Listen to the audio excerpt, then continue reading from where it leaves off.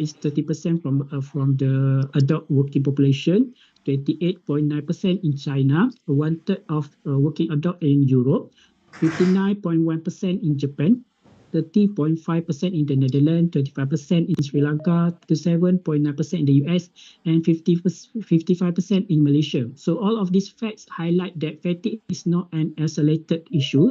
It is a widespread problem with profound consequences. It will jeopardize the road safety. It also can endanger the well-being of workers, diminish overall productivity, and impair the health of individuals around the world, not only in Malaysia or in Indonesia. So this example of traffic accident that related to fatigue. So one striking example of the consequences of fatigue is association with the traffic accident. So you can see this is some news from Malaysia that highlight the effect of fatigue toward the life of the people, not only the people that have fatigue, also the people surrounding the people that have fatigue issues. This is example of news from Indonesia. Even Indonesia, there is a lot of traffic accident that is related to fatigue. As you can see on the third news, from the news, it stated that kelelahan or fatigue is always misignored or disepelekan.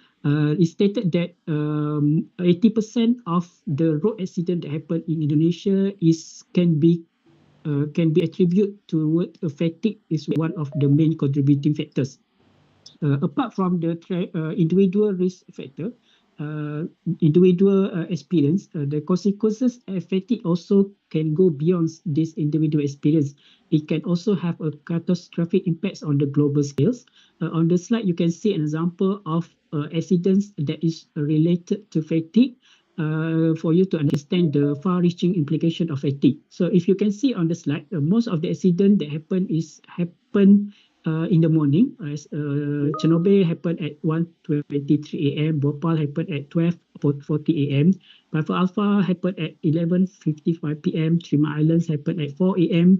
Exxon Valdez happened at 12:04 a.m. So most of these accidents happen when there is high cases of fatigue because of prolonged working hours, and also because of the night shift that can increase the probability of people for getting fatigue. So not all of this accident is caused directly by fatigue, but fatigue is one of the contributing factor that lead toward the failure of the mechanical equipment, and also lead to the human error that lead to the development of these accidents. So this historic events serve as a powerful reminder of the extensive risk of fatigue and its consequences, not only on the individual but also on the organization itself. So what are strategy that we can use to manage fatigue? Before we go into the fatigue management, we need to look on the work-life balance. What do we mean by work-life balance? Work-life balance is a concept that resonates with all of us, as it profoundly affect our well-being and overall quality of life. Work-life balance is a concept that is dynamic and evolving with various definitions, if you can see on the slide. So this is some definition of work-life balance. As example, Kirchmeier in 2000 stressed the importance of equitability, allocating the resource that we have, such as energy, time, and commitment, to find fulfillment in various life of our domains. And you can look on the Griswold and Carlson in 2007. It stated the highlight the collaborative nature of achieving a balance, as it often involves agreement of understanding with those around us. That means that if you want to have a work-life balance, you need to have agreement between your partners what is considered as a work-life balance. So this variant definition show that work-life balance is a multi-dimensional concept. So not all work-life balance concept are going to fit one individual, because the fulfillment of work-life balance is different from one individual to another individual. So before we truly grasp the concept of holistic fatigue management, let us explore the definition of the term holistic. Holistic can be defined as relating to or concerned with whole or with complete system rather than with the individual parts. In other words, when we talk about holistic, it seeks to embrace the entirety of a subject, recognizing the interdependence of all its components. So when we apply this holistic concept to fatigue management, it signifies the fundamental shift in how we perceive fatigue issues. Instead of treating fatigue as an isolated problem, we consider the entire system of factors that contribute to the development of fatigue. So holistic fatigue management recognizes that fatigue can result from a combination of various risk factors such as physical, mental, emotional, and spiritual factors that can influence each other. And as a Muslim, what set a holistic fatigue management apart from traditional holistic fatigue is the integration of principle and practice from Islamic teaching and ethics into the overall approach in managing fatigue. It encourage us to consider the whole person, our body, our mind, our heart, and also our soul, and to seek the balance to ensure that our being are taken care of in all aspects of our life. So this is an example of a few general strategy that you can adopt in your daily life when we talk about fatigue management. So, as example, you need to manage your sleep properly. You need to have an adequate and quality sleep. As an adult, you need to have 7 to 9 hours of sleep. You also need a balanced, nutritious diet to ensure that you have energy to function optimally from day to day. You also need to incorporate regular exercise into your daily life activity because regular exercise or physical activity can boost your energy level and also can improve your sleep quality. You also need to manage your stress because stress is one of the significant contributor to fatigue.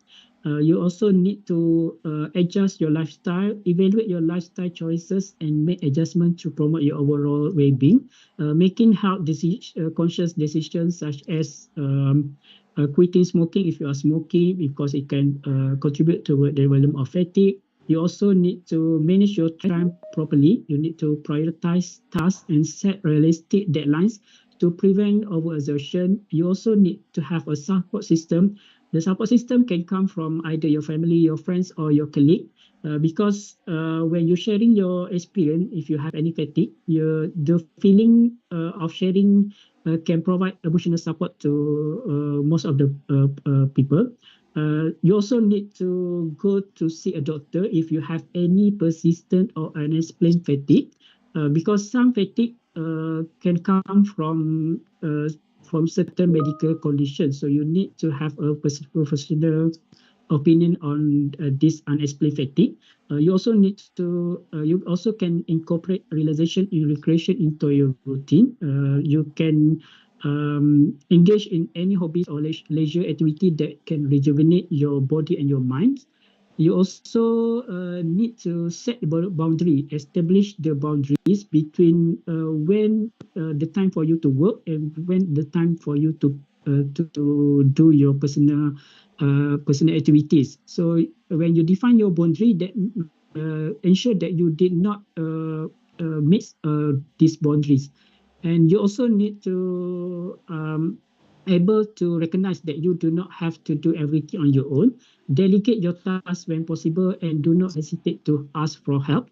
You also can need to prioritize self-care. When we talk self-care not necessarily luxurious activity. You can prioritize any activity that can rejuvenate your body, such as a simple hobby. You also need to have a technological boundaries. In this digital age, it's crucial for you to establish the boundaries when you want to check your email, when you want to access your social media, so that this technology will not increase into your regular daily life. You also need to incorporate a regular break. Ensure that you're taking short regular break during your work or during your study, because a short break can allow you to recharge and prevent you from having a burnout.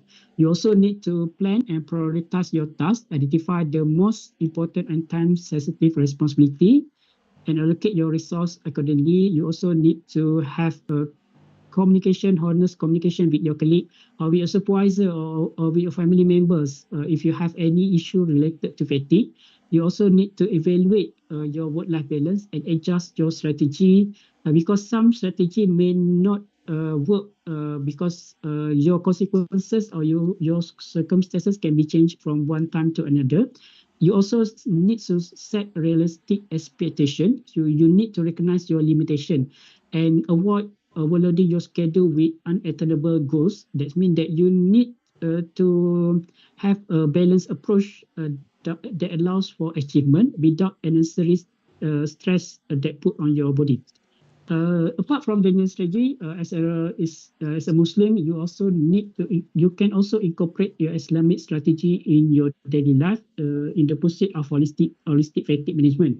So this example or some strategies to harmonize your spiritual being with the physical and emotional needs. First of all, as a Muslim, we need to pray 5 times daily. Prayer is not just a religious ritual, but it's also a source of spiritual connection and the time that you want to find solace in your daily life. A regular prayer will provide a sense of peace and tranquility in managing fatigue. Practice fasting in your daily life, not only during the Ramadan, because fasting can promote self-discipline and also self-control. It teach us how to manage our desire and develop resilience, contributing to better emotional and physical health. You also need to, Islam also encourage a balanced and healthy diet, avoid excessive consumption of food. You also need have a balance in your approach to your financial matters. You need to emphasize the moderation in spending and avoid excessive materialism, and ensure your work and financial pursuit aligns with Islamic teachings such as avoiding riba in your daily life. You also need to emphasize Islam also emphasize the importance of rest and sleep. The concept of Qailullah or short afternoon nap is encouraged in Islam, and as adequate sleep is considered as essential in our practice. Apart from that, you also can do daily zikr and reading Quran, because reading Quran can help reduce stress and also provide comfort during difficult time, especially if you have a fatigue. You also need to have a social and community support, a sense of community and caring for one another. You need to build a strong support within your Muslim community. You also can engage in a charity. Engaging in sadaqah, in kindness, can provide a sense of fulfillment and can boost your mental and emotional well-being. You also need to have a positive thinking and gratitude. The concept of shukr and positive thinking, that means that you're grateful for what you have, can improve your overall mental health. So this Islamic strategy offer a holistic approach to fatigue management that contribute not only to physical, mental, but at the same time for your spiritual well-being. Using this strategy can help you in finding your balance in fulfilling your life. It's also crucial to recognize that the responsibility for achieving a healthy work-life balance is not solely on individuals. Employers also have their own role in creating a workplace environment that foster a well-being and at the same time also promote the productivity of the workplace. So this example of roles that can be adapted by the employer. First of all, employer needs to recognize that there is a problems regarding fatigue at the workplace. They also need to promote a culture of balance. They also need to encourage flexible work arrangements such as remote working. They also need to manage their workload and expectation. So set realistic expectation and provide necessary resource to support workers in their daily job. Employers also can provide training and also organize a program that related to fatigue and stress. Employers also can encourage regular breaks or incorporate the breaks into their schedule, because short break can help employees recharge.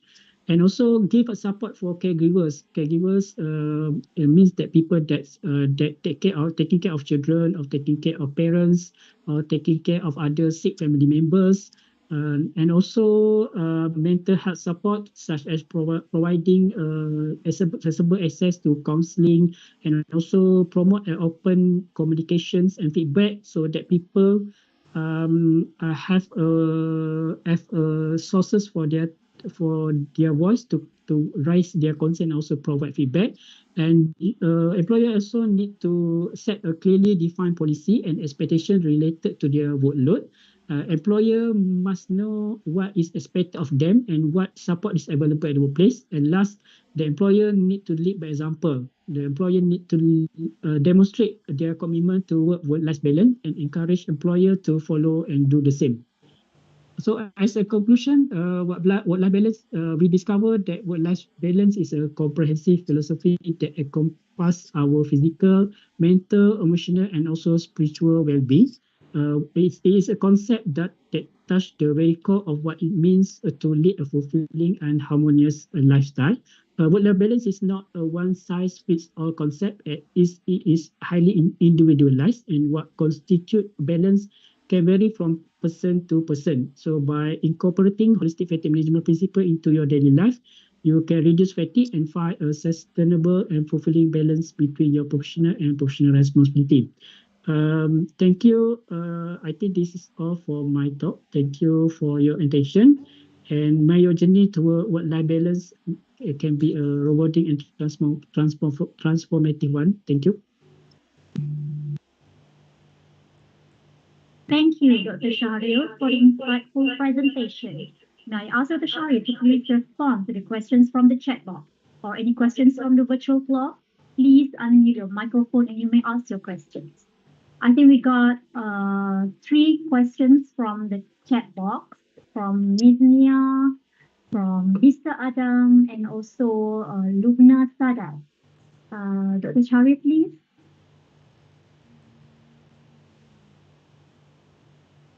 From Okay. Ms. Nia first. Okay, first of all, a question from Nia. They ask a question: how can we differentiate the symptom that experienced by workers is a work fatigue, not accumulation between work and home daily activities. As I said before in my slide, fatigue can come from a various factor. It can come from the work related factor, and it also can come from daily life factor. So even the factor that come from home, they can bring fatigue as a can bring this problem into work fatigue. That means that if you have a problem at the work, it can contribute to the development of fatigue as overall. So that means that you need to recognize whether your fatigue is come from daily life or it can come from your work fatigue. Okay, because even if you have a problem at the work your daily life, it can contribute to the development of work fatigue. Okay, because the work related fatigue risk factor, it can lead to development of fatigue, either work fatigue or home related fatigue. That means that if you have any daily activities, it also can contribute to the development of work fatigue. Okay, that's why when you want to manage fatigue at the workplace, you cannot see only one aspect of work. You also need to consider what happened at your employee daily life. Okay. Second question. My name is Adam, and the second year student of OSH. My question is: what are some practical steps that university can take to recognize and address fatigue-related challenge faced by students, ultimately fostering a more supportive learning environment? Okay. When we talk about fatigue issues, during my research in the stream workers, the most problem of fatigue is for people to recognize whether they have fatigue or not, because they did not know how to evaluate whether they have fatigue or not. So for university, I think the first step that can be taken by university is for us to assess, to have a way on how to assess whether the student have a fatigue or not. So if we recognize there is a problem with fatigue, and after that we can come up with the activities that can be conducted at the university level to address this fatigue issue. Because when we recognize that students have a fatigue, and after that we need to identify what are the sources of the fatigue. And when we talk about fatigue management, we need to tackle this fatigue from the source itself. If we did not identify what are whether the student have a fatigue or not, and whether what are the contributing factors. So even we conduct fatigue training, it will not solve the core problem where the fatigue come from. Okay, so we need to identify first whether our student have fatigue or not, and what are the contributing factors that lead toward the development of this fatigue. From Lubna Sadat, I would like ask to Dr. Syarif about fatigue. What kind do you recommend about the shift system for the medical staff?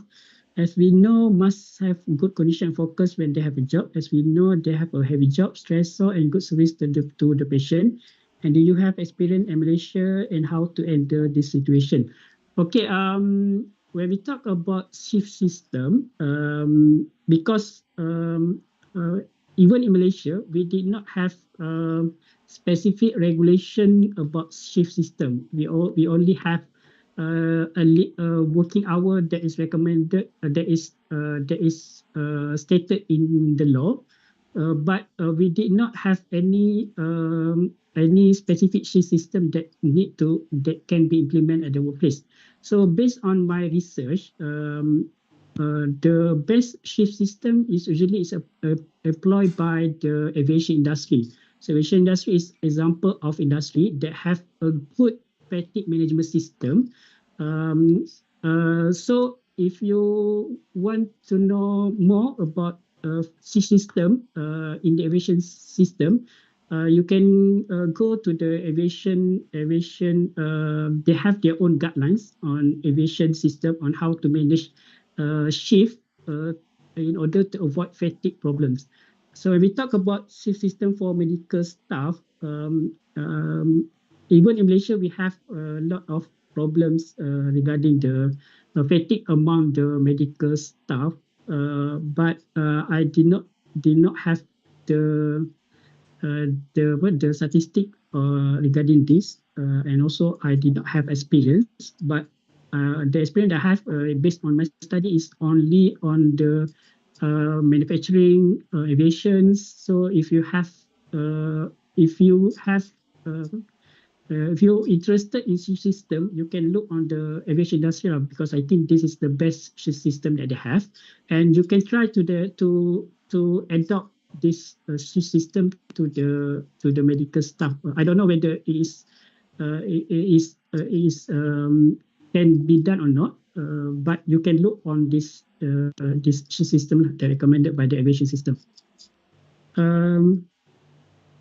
That's all question.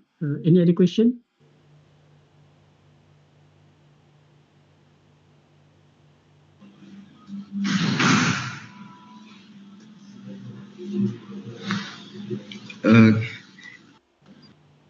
Still have the time? Can I ask question for Dr. Muhammad Syahril?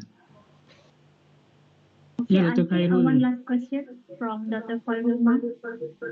Yeah, because it is very interesting topic, new for me, of course, because I'm in economics.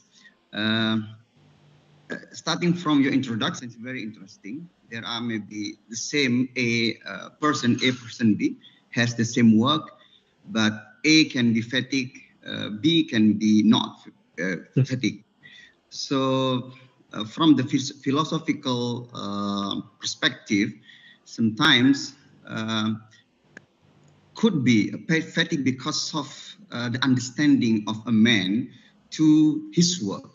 For example, if I love my work, this work is for me is ibadah, I'm connected with Allah, and so on and so on. And then finally, even though it is very hard, but I enjoy because this is a kind of my way to the love of God.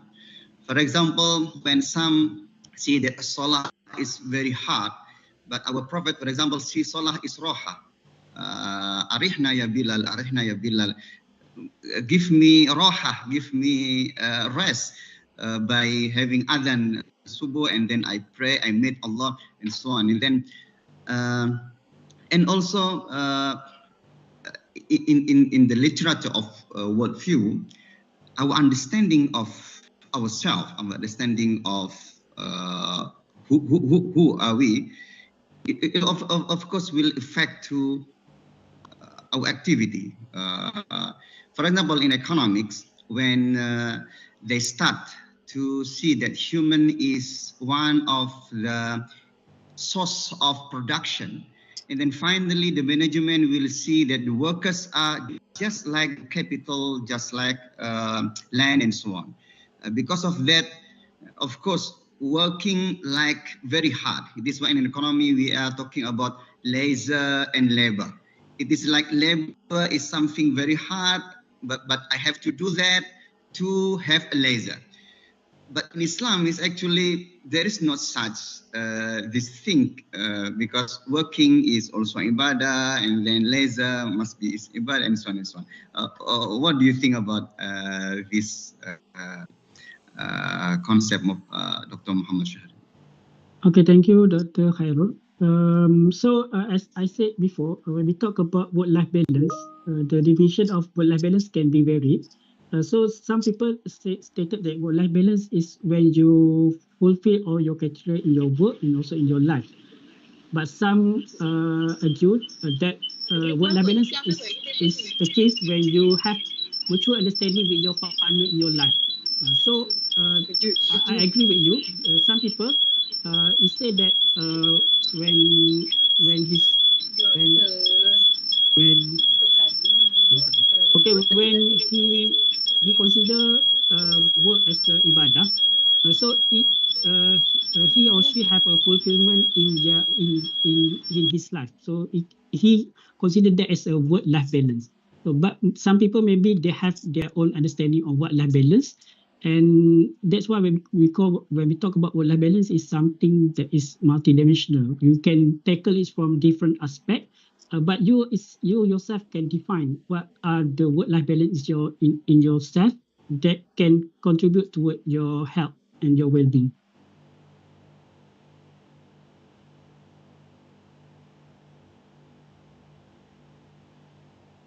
Okay. Distinguished guests, ladies and gentlemen. Now it is an honor to have you. Thank you. Thank you, Dr. Shahri, and also all the participants for questions. Distinguished guests, ladies and gentlemen. Now it is an honor to have Director from UNIDA, Professor Dr. Kiai Haji Hamid Fahmi Zakashi, as our second speaker. Professor Dr. Kiai Haji Hamid Fahmi Zakashi is a distinguished scholar and academic leader renowned for his expertise in Islamic philosophy. He is a professor in Islamic philosophy at UNIDA, agreed by Ministry of Education, Republic of Indonesia since 2020.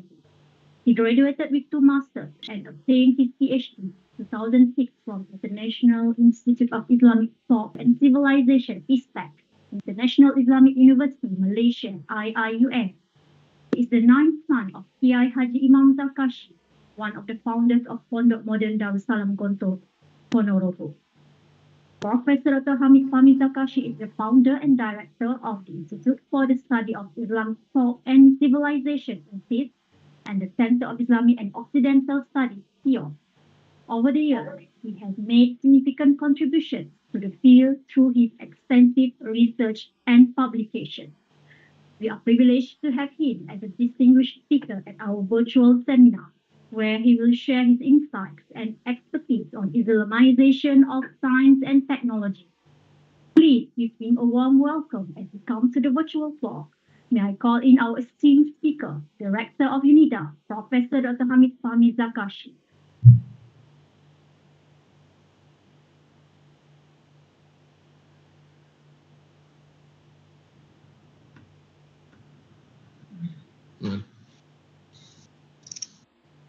Bismillahirrahmanirrahim. Assalamualaikum warahmatullahi wabarakatuh. Waalaikumsalam warahmatullahi taala wabarakatuh. Alhamdulillah nahmaduhu wa nasta'inuhu wa nastaghfiruh wa na'udzu billahi min syururi anfusina wa min sayyiati a'malina. Man yahdihillahu fala mudhillalah wa man yudlil fala hadiyalah. Asyhadu an la ilaha illallah wa asyhadu anna Muhammadan abduhu wa rasuluh. Amma ba'du. Respectable Dr. and Postgraduate Studies, Faculty of Industrial Science and Technology, University Malaysia Pahang, Sultan Abdullah, respectable Dr. Nur Ashikin, Dr. Muhammad Sharil, Associate Professor Dr. Mahyuddin, Dr. Junaida binti Zakaria, and my Vice Rector Dr. Khairul Umam, also the lecturer of University of Darussalam, Sister Eka Rosanti and Dr. Siska Mayang. It is a great opportunity to be with you all in discussing about science and technology.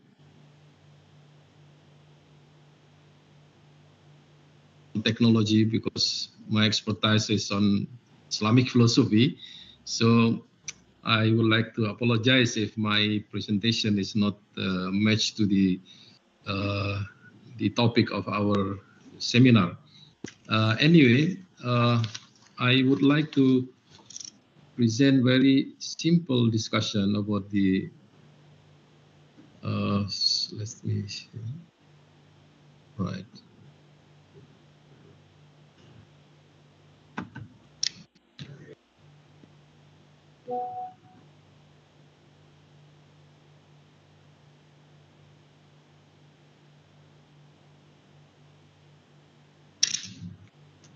Yeah. Is it okay?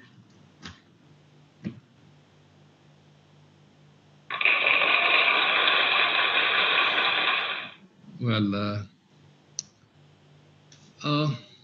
actually, I want to start with the problem of science and technology, but first we have to start talking about the problem of the secularization of science in the West. I think everybody realized that nowadays we are studying the Western sciences, and the science in the West emerged based on the Western worldview. And of course, in the West, as we know from the early Middle Age period, there was the process of secularization where I'm sorry church. to interrupt, Professor Doctor. Are you sharing the slide right now? All right. Is it not visible? Yeah. We are not seeing any slide right now. Right. Okay, let me.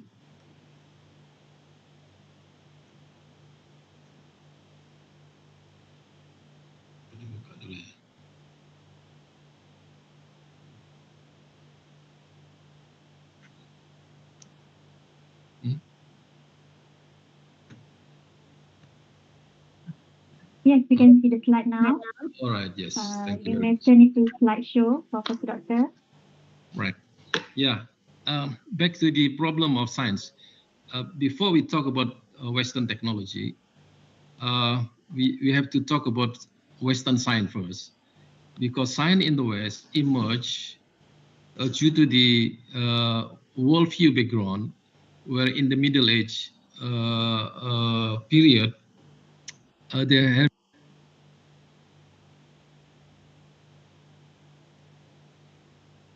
Professor Doctor, it's muted. We can't hear you. I'm sorry. Mute.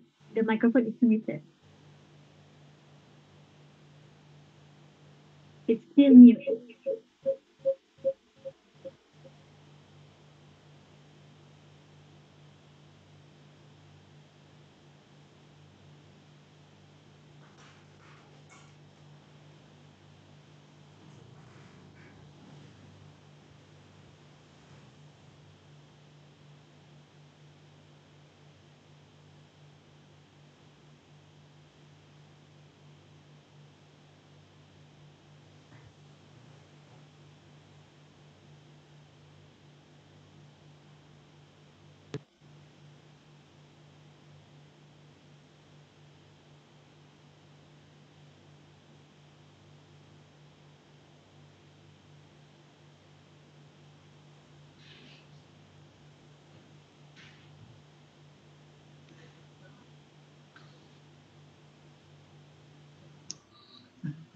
So is it okay? Yes. Thank you, Professor Doctor. You may proceed. Yeah. Well, we back to the first discussion about the science. When we talk about science in the West, either it is humanity or natural sciences.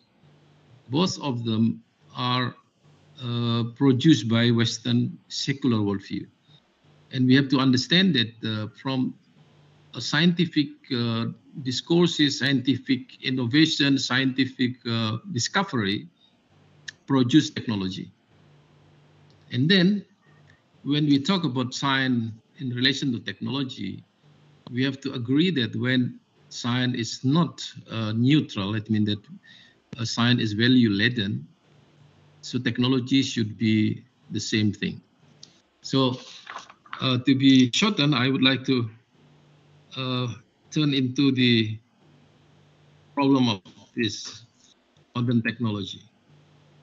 So the technology that is produced by science in the West have the orientation. First, it is practical application of science, especially in the field of engineering. So the relation is very clear that technology is the application of scientific discovery, especially in the field of engineering. So the application of science into technology is only for industrial and commercial purpose.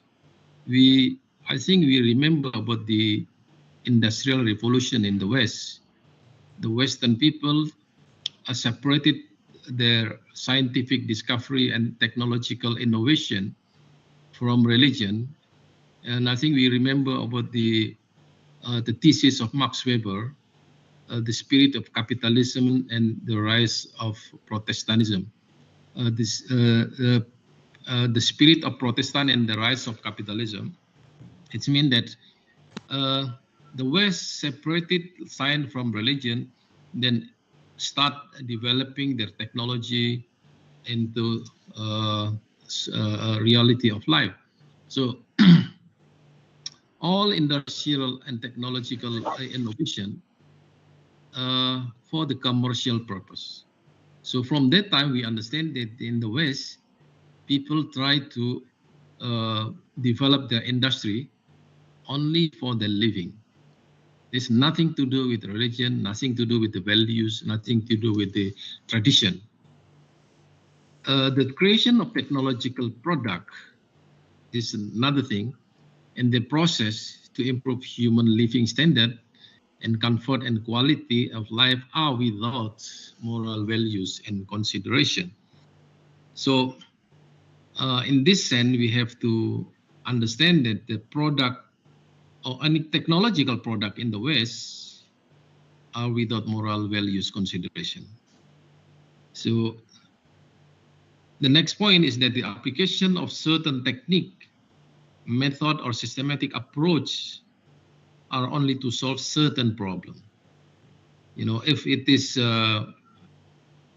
intended for the betterment of humanity, for example, it is not really they oriented to protect the humanism or humanity, because they only solve certain problem, but sometimes solving one problem create another problem. Like for example, in medication or medical sciences, they create medical treatment to solve certain problem, but create another problem.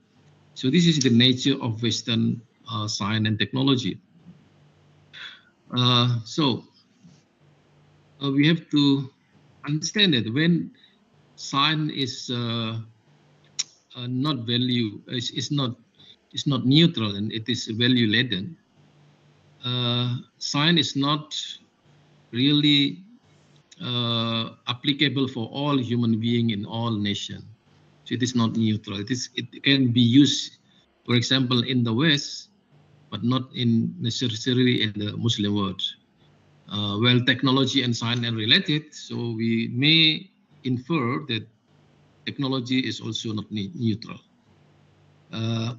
Technology cannot yet answer the question of what is the use of the product or technology, because machine and technological product were developed without moral principle and guidance. So this is the point that I'm going to underline in this presentation. Perhaps it will be related to the issue that we discussed in this morning. Now, talking about the Islamization of knowledge or contemporary knowledge, we have to separate between science and technology. If we talk about science, we are talking about philosophy of science, we are talking about the epistemology, we are talking about ontology, and so many things related to epistemological problem. But when science becomes technology, technology is something that we are not able to modify, or we cannot Islamize, for example, technology. Sure, it cannot be done like that. But if we talk about the source of technology, which is science, human sciences or natural sciences, we can modify it, we can shift from the paradigm of Western secular knowledge into Islamic one. And then when we talk about technology, which is the product of science in the form of material like computer, like bicycle, like motorcycle, and so many things, then we cannot Islamize something that. What can we do for that? We have to do like this: how to inculcate the values into technology.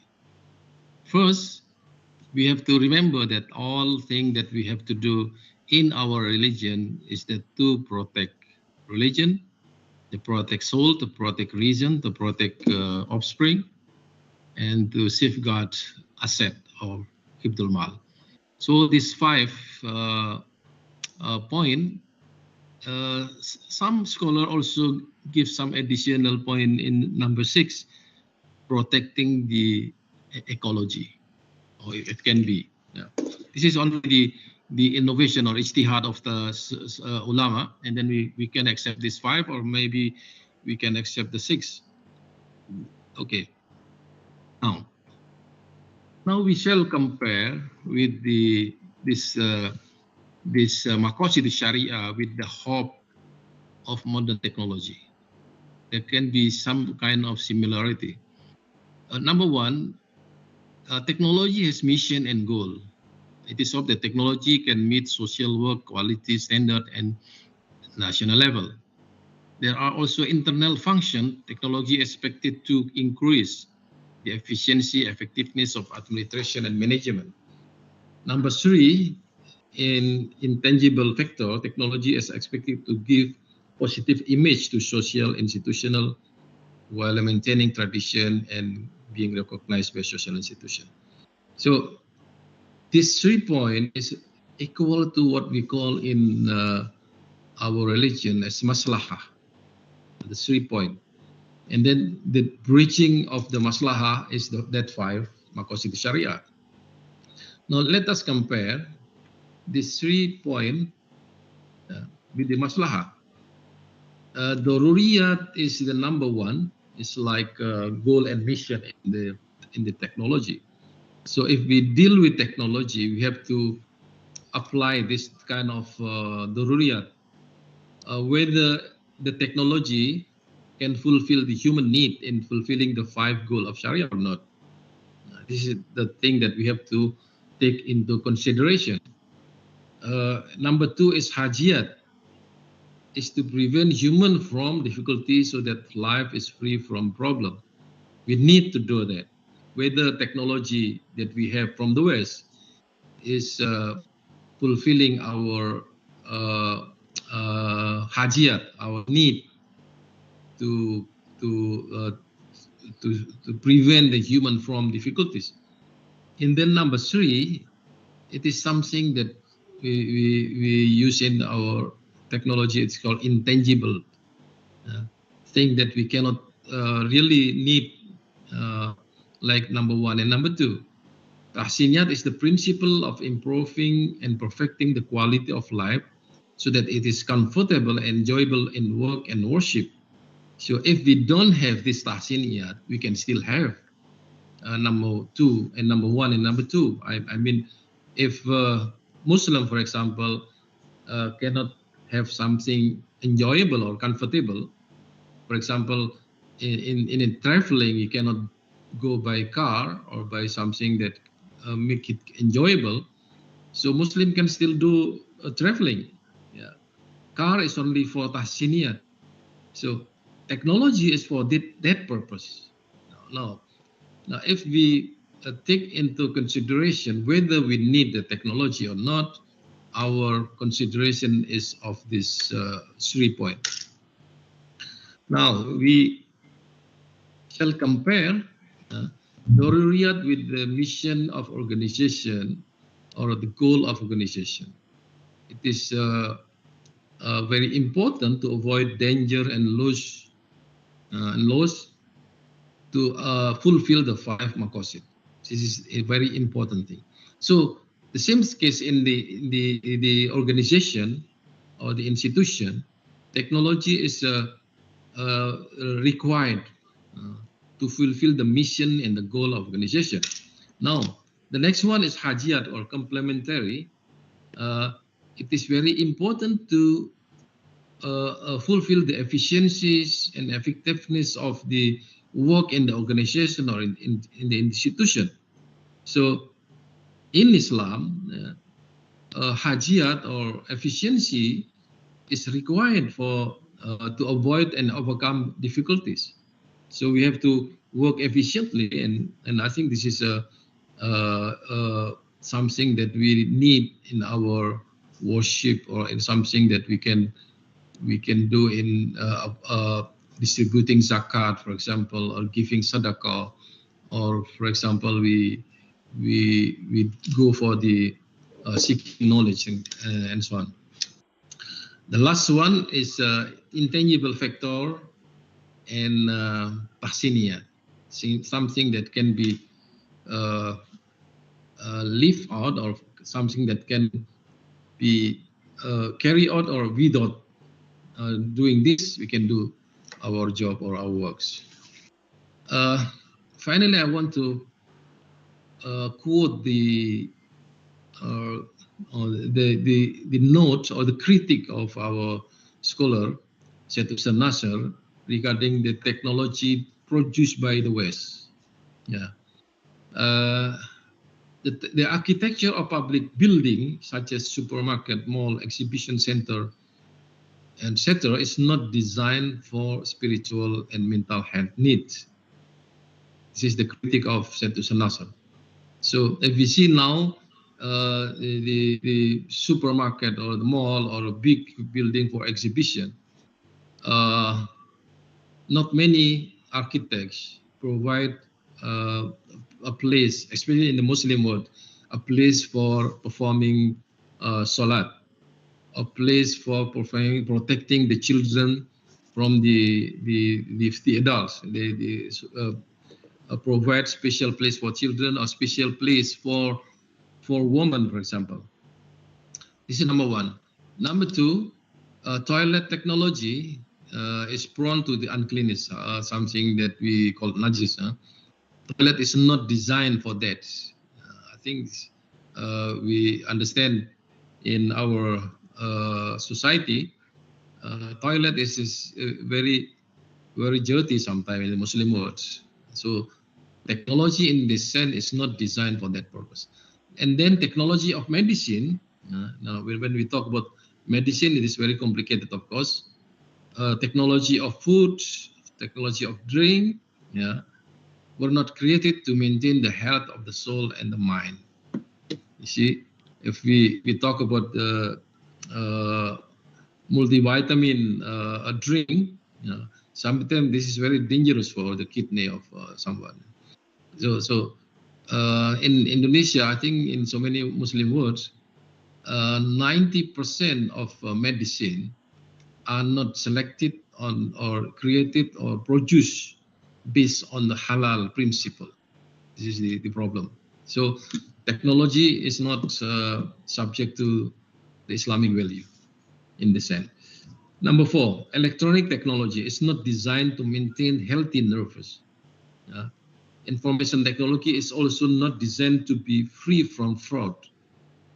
This is the product of scientific worldview with secular worldview producing what we can say, for example, secular technology.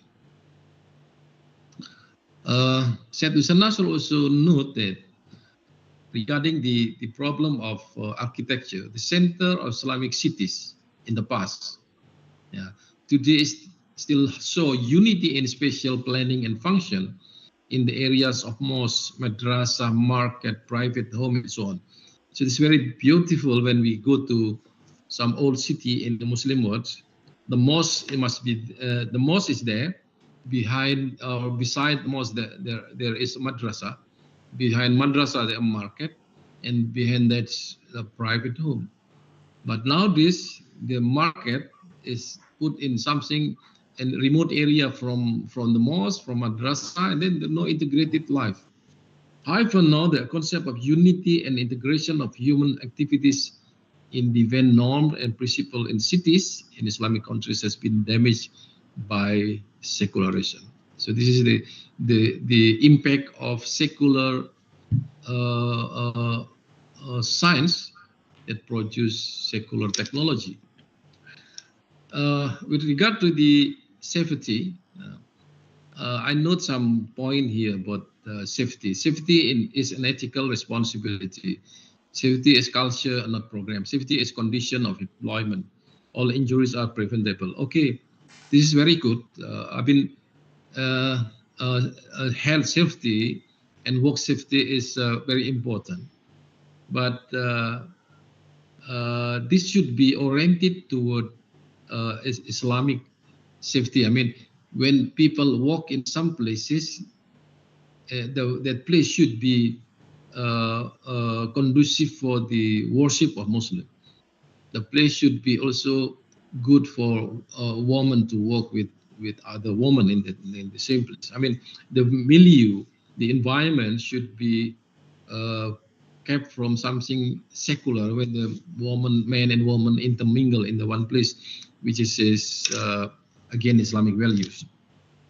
Okay, also the safety here, very important that people always talk about the physical health, safe air to breathe, safe water to drink, safe food to eat, safe place to live, safe product to use, and safe healthy work to place.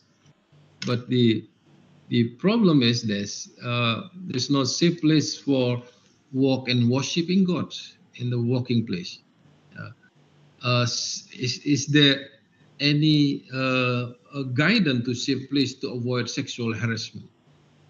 It is very good to be considerate, and I think it will be good to inculcate Islamic value into the safety of in our work.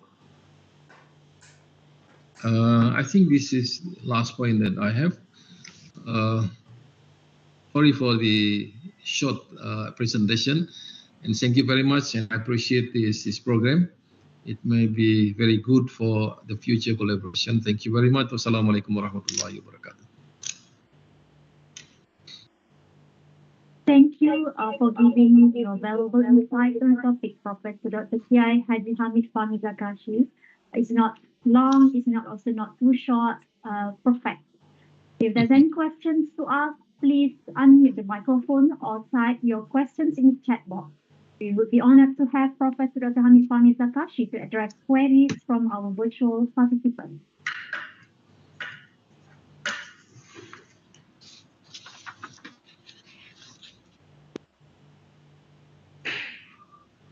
Assalamualaikum warahmatullahi wabarakatuh.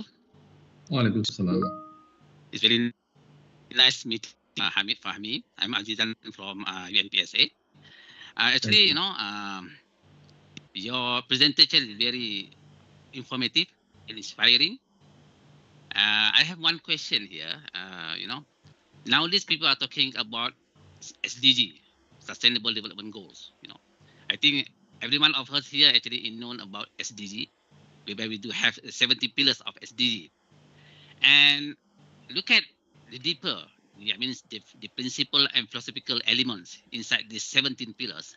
I'm yet to see any elements of, um, strengthening the bond between the creators and the human. Okay, and then Pardon, could you repeat your question? Hello, can you hear me, Prof? Yeah, the sound is not quite clear. Yeah, very sorry for that. Right. So if you look at the detail of the 17 pillars of SDG, Sustainable Development Goals. Okay. And of course, the safety actually, fall under the, if I'm not mistaken, under the third pillar, which is health and well-being.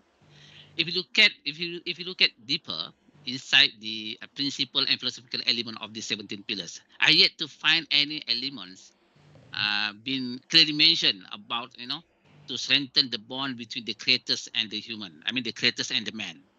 Okay. So what do you think about this? Because look at the literature review or look at the the public discussion. Okay. Especially public discussion among the Muslim scholars. Okay. And even though ourselves also, sometimes when the Western, discovered something new about science, and everybody, all of us, especially the Muslims, start to say, oh, this is already mentioned in the Quran. This is already mentioned in the Quran. We never been the inventor. We never been the first. The first scholar to find that the discovery. We just confirm discovery from the Western. This is actually my second question. What do you think about this? Yeah, thank you very much. Actually, we have so many discourses about the SDG, and especially when we talk about the ecology. In the West, there have been so many idea about this ecology, for example, deep ecology, eco-theology, ecosophy, and so many things that related to maintaining the ecology and development. But the thing that we as Muslims forget is that the worldview that we use to look at the universe is very different from the West. The Western people want to save the ecology and want to maintain the development, but the worldview behind that effort is quite different from our worldview. And I think the important point of Islamic worldview is the concept of God as the creator. And this is very fundamental and this is profound concept that we have to maintain when we develop something related to anything about the natural sciences, about development, about the values, also about the ecological preservation. So what is the universe all about for us as the Muslim is very important. When we talk about this, then we discover about the theory of the caliphate in Islam, and the responsibility of Muslim as being the Khalifa in relation to the preservation of the universe and the ecology. So this concept should be developed in very systematic way that we don't need actually to follow the step by step the Western technology or Western scientific discovery. I think first we have to understand what Islamic worldview all about God, universe, human being, universe, and then the values behind all this. Otherwise, if we don't understand these values, it's very difficult to create a new concept about this standard of development. The thing that we have to remember, many of our scholars already talk about this, like the Sufi people, also the Muslim scientists like Hoffman Murad, Syed Hussein Nasser, also our philosopher, when they talk about the universe, I think we have to go back also about to learn about the discourse on the universe as and Muslim being the Khalifa to create some important point in relation to development or related to the preservation of ecology. So this is a long way to go, I think, for Muslim to create a new concept on this point of view. Thank you very much for the question. Any other question?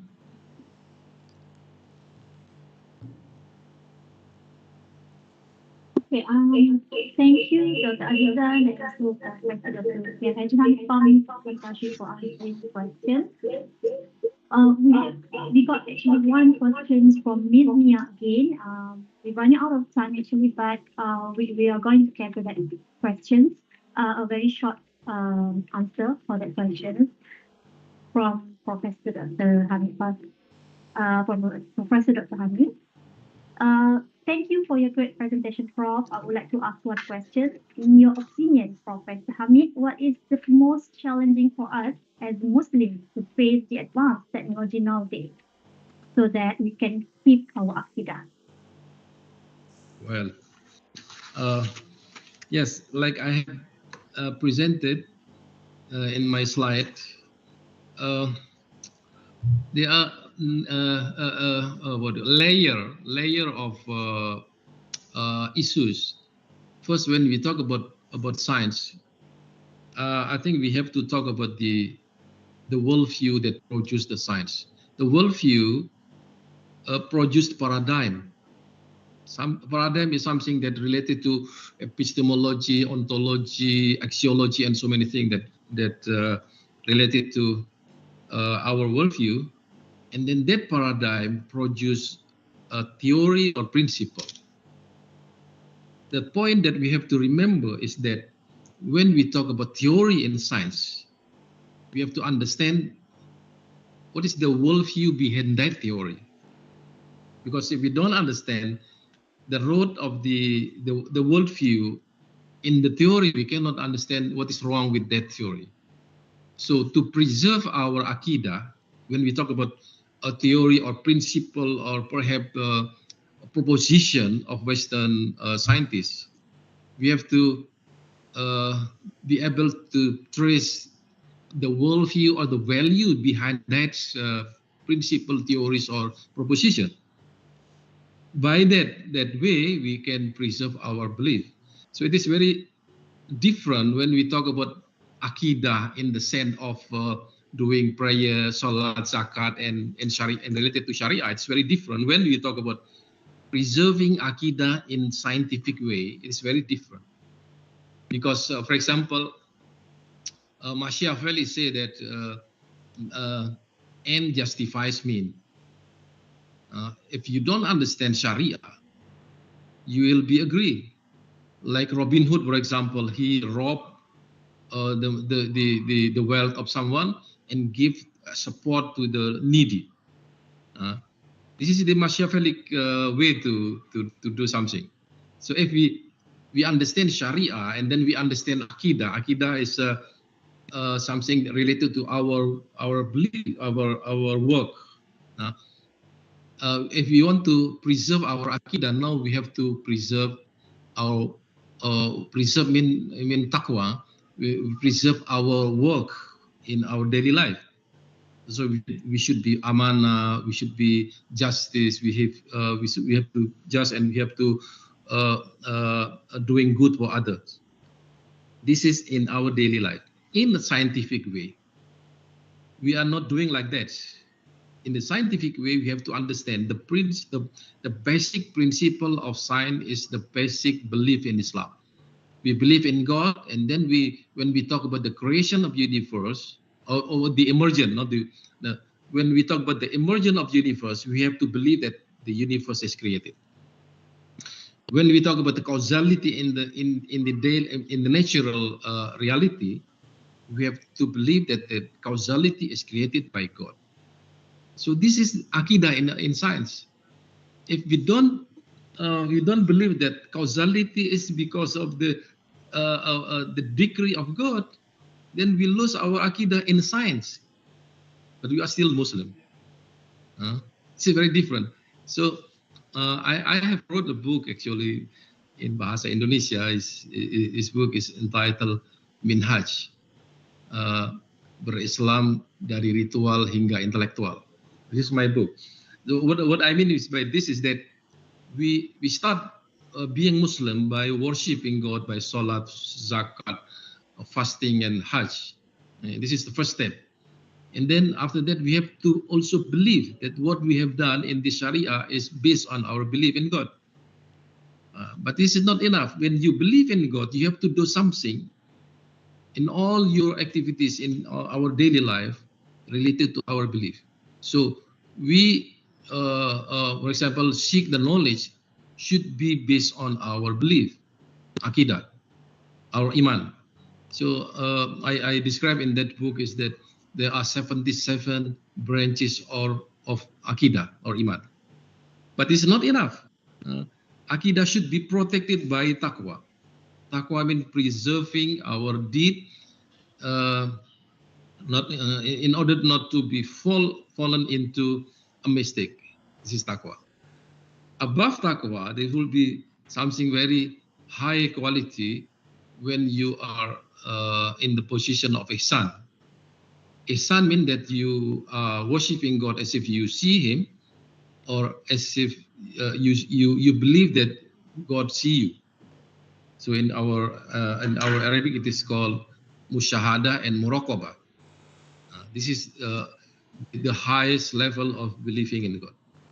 Now, when we turn this ihsan into intellectual level, we have to think, we have to feel, we have to see, observe the universe, and in according to our belief in God. So we protect our belief, akidah, by way of thinking, by way of looking, and by way of feeling something.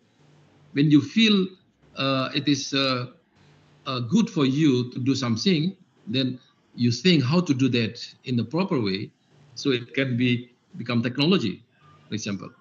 Now, in order to be avoided from the loss of iman, we have to relate all this with our branches of akidah.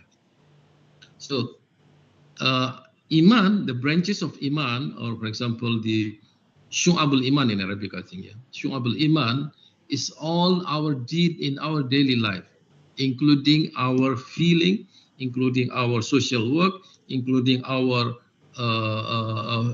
speech, and this is some kind of related to the product of technology.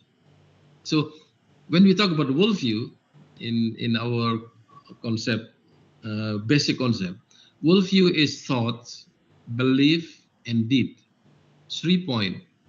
So when we think about technology, about science, when we think about science, we have to think about Sharia.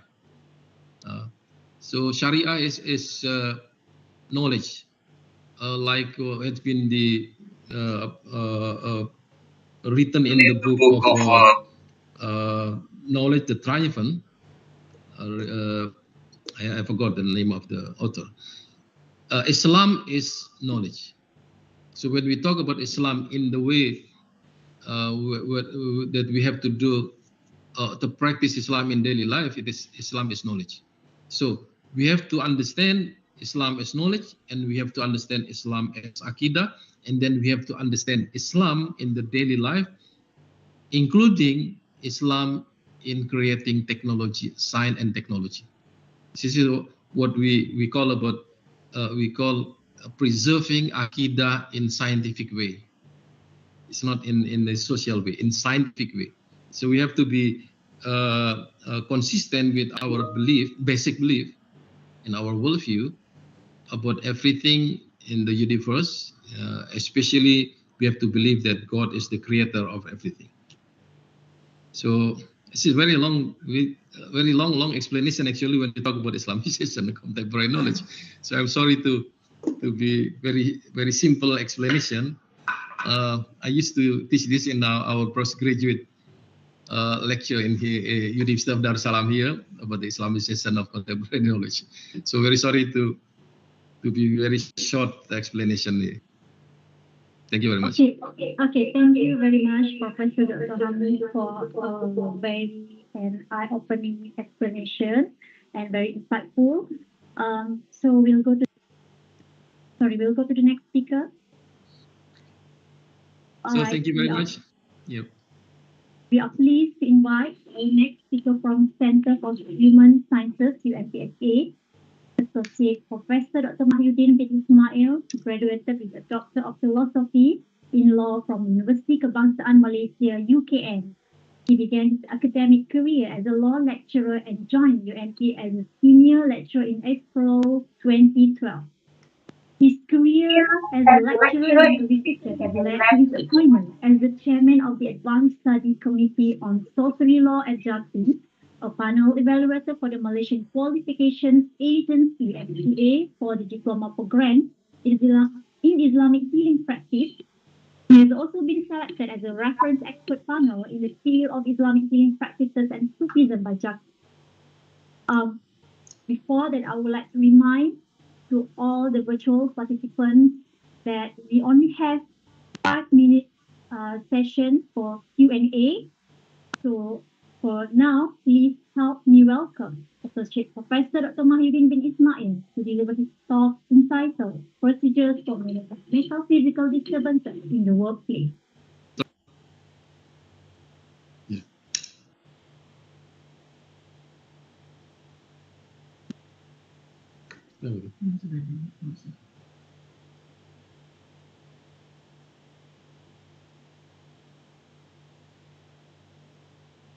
A'udzubillahi minasyaitonirrajim. Bismillahirrahmanirrahim. Assalamualaikum warahmatullahi wabarakatuh. Can you hear me?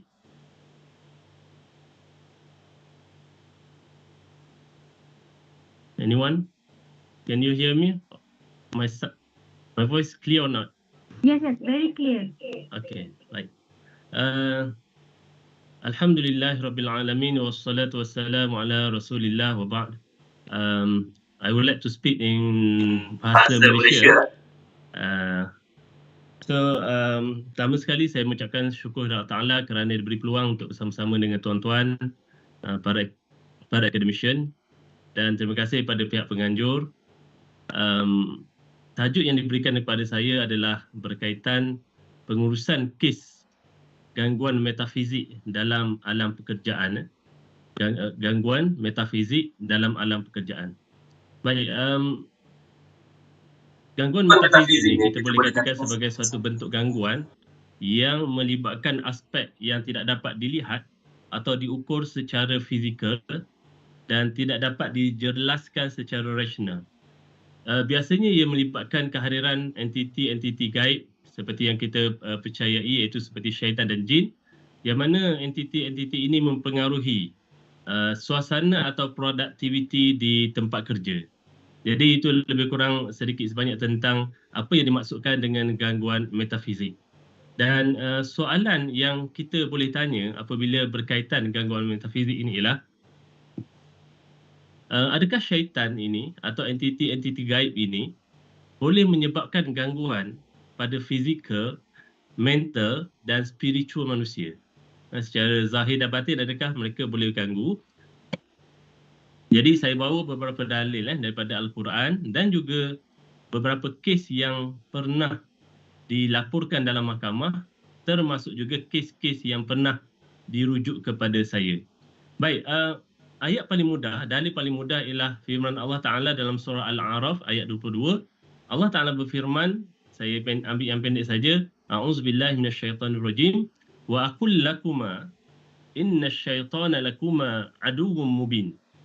Dan aku telah katakan kepada kamu berdua, wahai Adam dan Hawa, bahawa syaitan itu adalah musuh kamu yang nyata. Jadi bila kita kata istilah musuh, maka sudah pasti mereka akan melakukan pelbagai cara dan juga apa saja tindakan untuk menghancurkan anak Adam. Kalau kita lihat gangguan syaitan pada emosi berlaku pada Nabi Adam. Dalam surah Taha ayat 120, Allah Ta'ala berfirman, "Fawaswasa ilaihi syaitan." Syaitan ini telah menimbulkan rasa was-was. Maknanya manusia ini boleh diwaswaskan, ditimbulkan perasaan was-was dalam diri mereka. Begitu juga dengan fizikal. Mana syaitan telah mengganggu fizikal Nabi Ayub AS. Tuan-tuan boleh lihat dalam surah Sad ayat 41. Allah Ta'ala berfirman, "Wazkur abdana Ayyub iznada rabbahu anni massaniyad-dur wa anta binusubin anni massaniyasy syaitanu binusubin wa azab." Maksudnya syaitan telah mengganggu fizikal Nabi Ayub. Begitu juga kepada Nabi Musa. Diganggu panca indera Nabi Musa ketika berdepan dengan ahli sihir sehingga Nabi Musa nampak tali-tali yang dilemparkan oleh ahli sihir Firaun itu bertukar menjadi ular. Begitu juga gangguan kepada ingatan kisah Nabi Yusuf dan Nabi Musa. Dalam surah Al-Kahfi ayat 63, Nabi Yusuf kata apa? "Tidaklah yang menjadikan aku lupa, wahai Musa, untuk menceritakan kepada kamu tentang apa yang telah berlaku, melainkan syaitan." Maknanya kita dapat lihat bahawa memang ada pengaruh syaitan untuk mengganggu daya ingatan. Begitu juga dengan pasangan. Ini antara benda yang biasa juga berlaku, iaitu tentang kemampuan penyihir untuk menyebabkan keretakan perpisahan dalam rumah tangga berdasarkan surah Al-Baqarah ayat 102. Begitu juga dengan mimpi. Dalam hadis Nabi pun Nabi sendiri bersabda bahawa syaitan ini, kalau mimpi itu buruk, maka itu adalah daripada syaitan.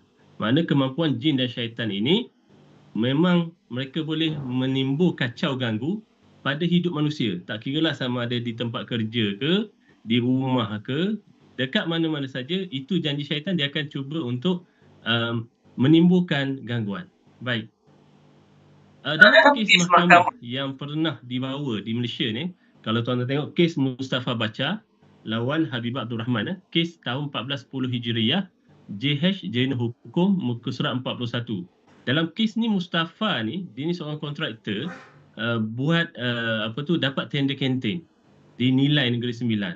Dan semenjak dia dapat tender ni, dia mula jadi berubah perangai, jadi panas baran, dia mula pukul isteri dia dan menceraikan isteri dia.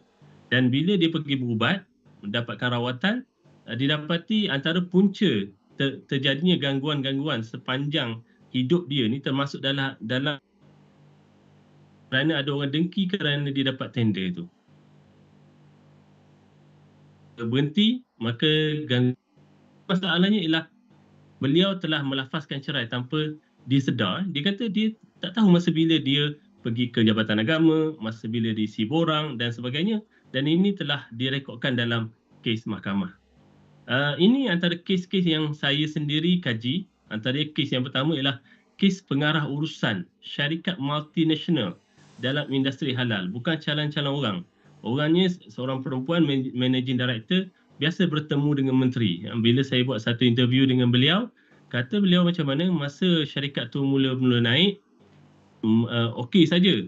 Tapi lama-kelamaan berlaku gangguan tertentu. Antaranya ialah dia nak jumpa klien, dia rasa takut. Bila dijemput untuk menyampaikan keynote speaker dalam conference, lidahnya keluh, tak boleh bercakap. Tapi itulah masalah yang berlaku sehingga akhirnya beliau hampir diisytiharkan bankrupt. Tapi akhirnya beliau dapatkan rawatan sehingga berjaya keluar daripada masalah itu. Dan sekarang ni syarikat ni masih lagi bertahan dan so far saya dapat tahu esok beliau akan pergi ke Jepun. Di Jepun beliau ada 5 buah syarikat berkaitan total logistik yang running di Jepun. Kes kedua yang mana melibatkan seorang pegawai protokol istana. Beliau ni sebelum ni bekerja di London, kemudian dipanggil balik oleh pihak istana untuk bertugas sebagai bahagian protokol. Beliau memang seorang well-versed, seorang perempuan sangat well-versed tentang adat istiadat, majlis, semua dia tahu. Tapi sampai satu masa, dia jadi keliru. Sehingga salah atur tetamu VIP, sehingga akhirnya beliau rasa takut untuk keluar kerja. Sampailah sekarang ini masih berkurung dalam rumah. Beliau masih dalam proses rawatan. Kes ketiga ialah berkaitan seorang penguatkuasa. yang mana dibuang kerja. Saya sempat interview beliau baru-baru ni. Kata beliau, tiap-tiap pagi dia siap pakai uniform, panaskan enjin kereta. Jarak antara rumah beliau dengan tempat kerja 5 km saja. Tapi setiap kali naik kereta, kakinya rasa berat. Kemudian dah sampai, bila masuk dalam kereta, bila drive kereta, kadang-kadang beliau rasa macam tak nak pergi kerja, berhenti tepi jalan dan sebagainya. Sehingga akhirnya pihak majikan setelah mengadakan domestic inquiry, hantar pegawai integriti ke rumahnya dan akhirnya beliau telah dipecat pada bulan Disember 2012.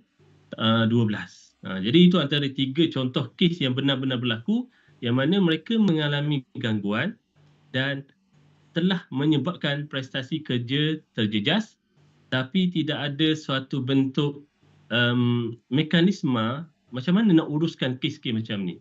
Sebab kita tahu zaman sekarang memang setiap benda perlu melihat pada logik. Baik, jadi soalan kedua, kalau kita dah tahu dalam Quran sebut tentang adanya gangguan ini, kes-kes mahkamah pun ada, kes yang saya sendiri entertain pun ada, maka soalannya bagaimana kita nak menguruskan pekerja yang mengalami gangguan metafizik ni. Sebenarnya mungkin peringkat sekarang ni tidak ada satu garis panduan yang khusus, tapi berdasarkan apa yang saya kaji dan kita mula buat secara perlahan, ini antara langkah-langkah yang kita boleh buat. Saya gariskan ada 4 langkah. Langkah pertama ialah bila saya lihat, bila kita kaji kes-kes sebelum ni, kita lihat kebanyakan mangsa ni dia telah mendapat nasihat yang salah ataupun tidak tahu apa yang patut dibuat. Sebenarnya langkah pertama yang sepatutnya dilakukan oleh seseorang yang mengalami gangguan mistik di tempat kerja ialah mendapatkan nasihat daripada pakar psikiatri ataupun pegawai integriti yang mengendalikan kes-kes tata tertib di organisasi masing-masing. Kerana kadang-kadang mereka lebih melihat suatu tu berdasarkan pada yang zahir tanpa melihat yang batin, yang tidak zahir. Jadi sebab itulah bila kita nak, apa tujuan kita jumpa pegawai sekretari inilah untuk memastikan pekerja tersebut bukan mengalami gangguan mental. Sebab kalau gangguan mental mudah. Kalau gangguan mental, once sekretari sahkan dia ada gangguan mental, mudah. Kita boleh ambil tindakan seterusnya kerana perkara ini telah pun establish. Tapi bila berkaitan bergangguan metafizik ini agak sukar. Jadi kalaulah setelah mangsa ni bertemu dengan pegawai sekretari ataupun pegawai integriti, maka kita akan lihat apa result-nya. Kalau dia kata tak ada gangguan psikiatrik, tak ada gangguan kejiwaan, maka kita boleh lihat dari sudut lain. Sebab itulah dalam beberapa kes yang kita pernah lihat, ada beza orang yang ada gangguan metafizik dengan gangguan mental. Saya belajar daripada guru saya, Syekh Dr. Jahid Siddiq, kata beliau ada 3 tanda, ada 3 cara untuk kenal orang ni sebenarnya gangguan mental ke ataupun sebenarnya mengalami gangguan jin atau syaitan. Antara yang pertama sekali ialah tidur, dari sudut tidur. Kita kena tanya mereka, adakah mereka ni tak dapat tidur lebih daripada 3 hari? Adakah mangsa ni atau pekerja ni mengalami gangguan sehingga tidak dapat tidur lebih 3 hari? Yang kedua, dari sudut lisannya, adakah kalau kita perhatikan, ada tak pesakit ni, pekerja ni menyebut sesuatu perkara secara berulang-ulang? Dalam masa 1 minit tu kita boleh dengar dalam 5-6 kali dia ulang benda yang sama. Dan yang ketiganya ialah dari sudut emosi, adakah pekerja itu mengalami perubahan emosi yang mendadak? Daripada tengah-tengah ceria, bercakap dengan normal, tiba-tiba berubah jadi pemarah dan sebagainya. Sebab apa? Dalam kes ni, kita ambil satu contoh. Ada seorang pesakit wanita yang kita pernah rawat. Dia datang dalam keadaan masa dia dirawat tu, dia kalau kita lihat secara zahir, nampak dia macam dia kena rasuk. Suaranya bertukar, tenaganya kuat walaupun dia kecil, tapi 4-5 orang lelaki pegang pun tak mampu nak pegang dia. Tapi kita perasan dia ada sebut satu benda. Ni yang dia sebut, dia kata apa? Bila dilihat ayah dia, betulan masa tu ayah dengan mak dia datang, dia tengok ayah dia kata, ni syaitan jantan. Dia tengok mak dia, ni syaitan betina. Kemudian lama dia sebut, ini syaitan jantan, ini syaitan betina. Tak lama lepas tu dia sebut lagi, ini syaitan jantan, ini syaitan betina. Banyak kali dia ulang benda yang sama. Jadi kita dapati pertama dah ada tanda. Yang kedua, bila berlaku macam tu, maka guru saya tanya kepada ayah dia, Haji, anak Haji berapa lama dah tak boleh tidur? Kata Haji ni, ayah anak saya dah lebih 2 minggu tak tidur. Dah ada tanda kedua. Dan yang ketiga, masa kita tengah rawat tu, dia dah macam normal, kita bagi dia minum air. Tiba-tiba dia normal, elok je nak minum air, dia tiba-tiba berubah, emosi dia, kelip mata dia campakkan gelas tu. Jadi kita dapati ada 3 tanda ni pada dia, maka kita kata ini bukan gangguan metafizik, bukan gangguan jin dan syaitan, ini sakit mental. Jadi kita minta dia untuk pergi ke psikiatrik. Bila pergi psikiatrik, dimasuk ward selama 2 minggu. Selepas keluar 2 minggu, kita nampak dia pulih. Dan kita tanya dia, kenapa kamu hari tu berubah macam orang kena rasuk? Dia kata sebenarnya saya ada menyimpan duit dan saya nak kahwin. Tapi mak ayah saya pinjam duit saya, pinjam untuk buat perniagaan. Dan tak lama lepas tu, bila sampai tempoh tarikh perkahwinan saya dekat, mak ayah saya tak dapat nak bayar duit tu. Dan saya sangat tension, saya sangat stres hingga akhirnya saya meletup. Itulah jadi, dia kata. Jadi kita dapati dalam bab ini perlu kemahiran seseorang untuk menganalisis sama ada orang ini sakit mental ataupun sakit metafizik. Baik, itu langkah pertama, jumpa psikiatrik. Yang kedua ialah bila atas nasihat pegawai integriti ke atau psikiatrik kata kamu tak ada tanda-tanda sakit mental, maka pergilah dapatkan khidmat rawatan daripada pengamal pengubatan Islam yang bertauliah. Jadi apa yang perlu? Kenapa perlu jumpa? Supaya pengamal tersebut dapat mengesahkan simptom yang kita alami itu betul tak ini gangguan metafizik dan puncanya kenapa berlaku dan bagaimana untuk memulihkannya. Sebab kebanyakan kes yang saya temui, mereka ni tak jumpa perawat-perawat yang bertauliah. Akhirnya macam kes yang sebut pegawai di kuasa yang dibuang tu, dia berjumpa dengan bomoh dan akhirnya masalah tu makin bertambah dan akhirnya berakhir dengan kes dibuang kerja. Baik. Jadi dalam bab untuk pengesahan simptom ini perlu ada elemen smart. Ini penting sebab macam contoh, saya kadang-kadang pernah dipanggil ke mahkamah untuk jadi saksi pakar dalam kes-kes gangguan metafizik, khususnya dalam rumah tangga. Jadi kalau kita dapat buktikan elemen smart dalam simptom ini, insya-Allah mahkamah dan pihak berkuasa lebih mudah untuk menerima kita punya statement. SMART ini ialah spesifik, M measurable, A attainable, R relevant dan T time bound. Apa yang dikatakan sebagai spesifik iaitu seorang perawat, seorang yang dipanggil untuk mengesahkan tentang simptom yang dialami ialah gangguan metafizik perlu meneliti aspek-aspek ini. Antaranya ialah keadaan tidur, keadaan jaga, keadaan fizikal, keadaan emosi, keadaan hubungan keluarga, keadaan kediaman, sosial dan juga kejaya. Perkara ini mesti dinyatakan satu-satu dalam laporan pemeriksaan. Kemudian measurable, keadaan tersebut boleh diukur sebelum dan selepas. Bagaimana keadaan sebelum dan juga bagaimana keadaan selepas. Maknanya sebelum ni dia seorang yang bagus, dapat APC. Tapi lepas dapat APC terus berubah keadaannya. A attainable, iaitu kesan yang berlaku kepada pekerja ni dapat diukur secara zahir dan batin dan boleh dicapai dengan logik akal. Dan setiap benda ni, sebab itulah benda ni perlu dijadikan sebagai satu standard untuk mudah kita jadikan satu kayu ukur. Okey, dan R adalah relevant, kerana kesan tersebut ada kaitan dengan kerjaya. Dan yang terakhirnya T, time bound, tempoh gangguan. Kerana ada sesetengah pekerja yang jumpa saya, gangguan tu telah bermula sebelum dia masuk kerja lagi. Maknanya daripada mula dia akhir balik ataupun dia mula masa belajar lagi dah ada gangguan-gangguan tu, dan akhirnya bila masuk kerja gangguan tu masih ada, maka kita dapati kita akan check sama ada gangguan itu sama ada berpunca daripada masalah keturunan.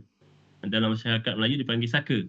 Dalam masyarakat Sri Lanka dipanggil Malayaka dan dalam masyarakat Sudan dipanggil Manggu. Orang Cina juga dan India juga percaya tentang inferior ancestral spirit, roh nenek moyang yang telah meninggal. Jadi ini sebenarnya boleh jadi masalah tu. Atau yang kedua, kerana amalan salah. Dia kata dia kena buatan orang, sedangkan ada amalan dia yang salah, yang khurafat, yang menyebabkan makan diri dan mengganggu kerja dia, kehidupan dia. Yang ketiga boleh jadi kerana dia ni ada masalah beramal dengan amalan perbomohan, menyempatangkan lazimat dan sebagainya. Yang keempat boleh jadi gangguan biasa, dan yang kelima boleh jadi kerana buatan orang, sihir ataupun penyakit ain.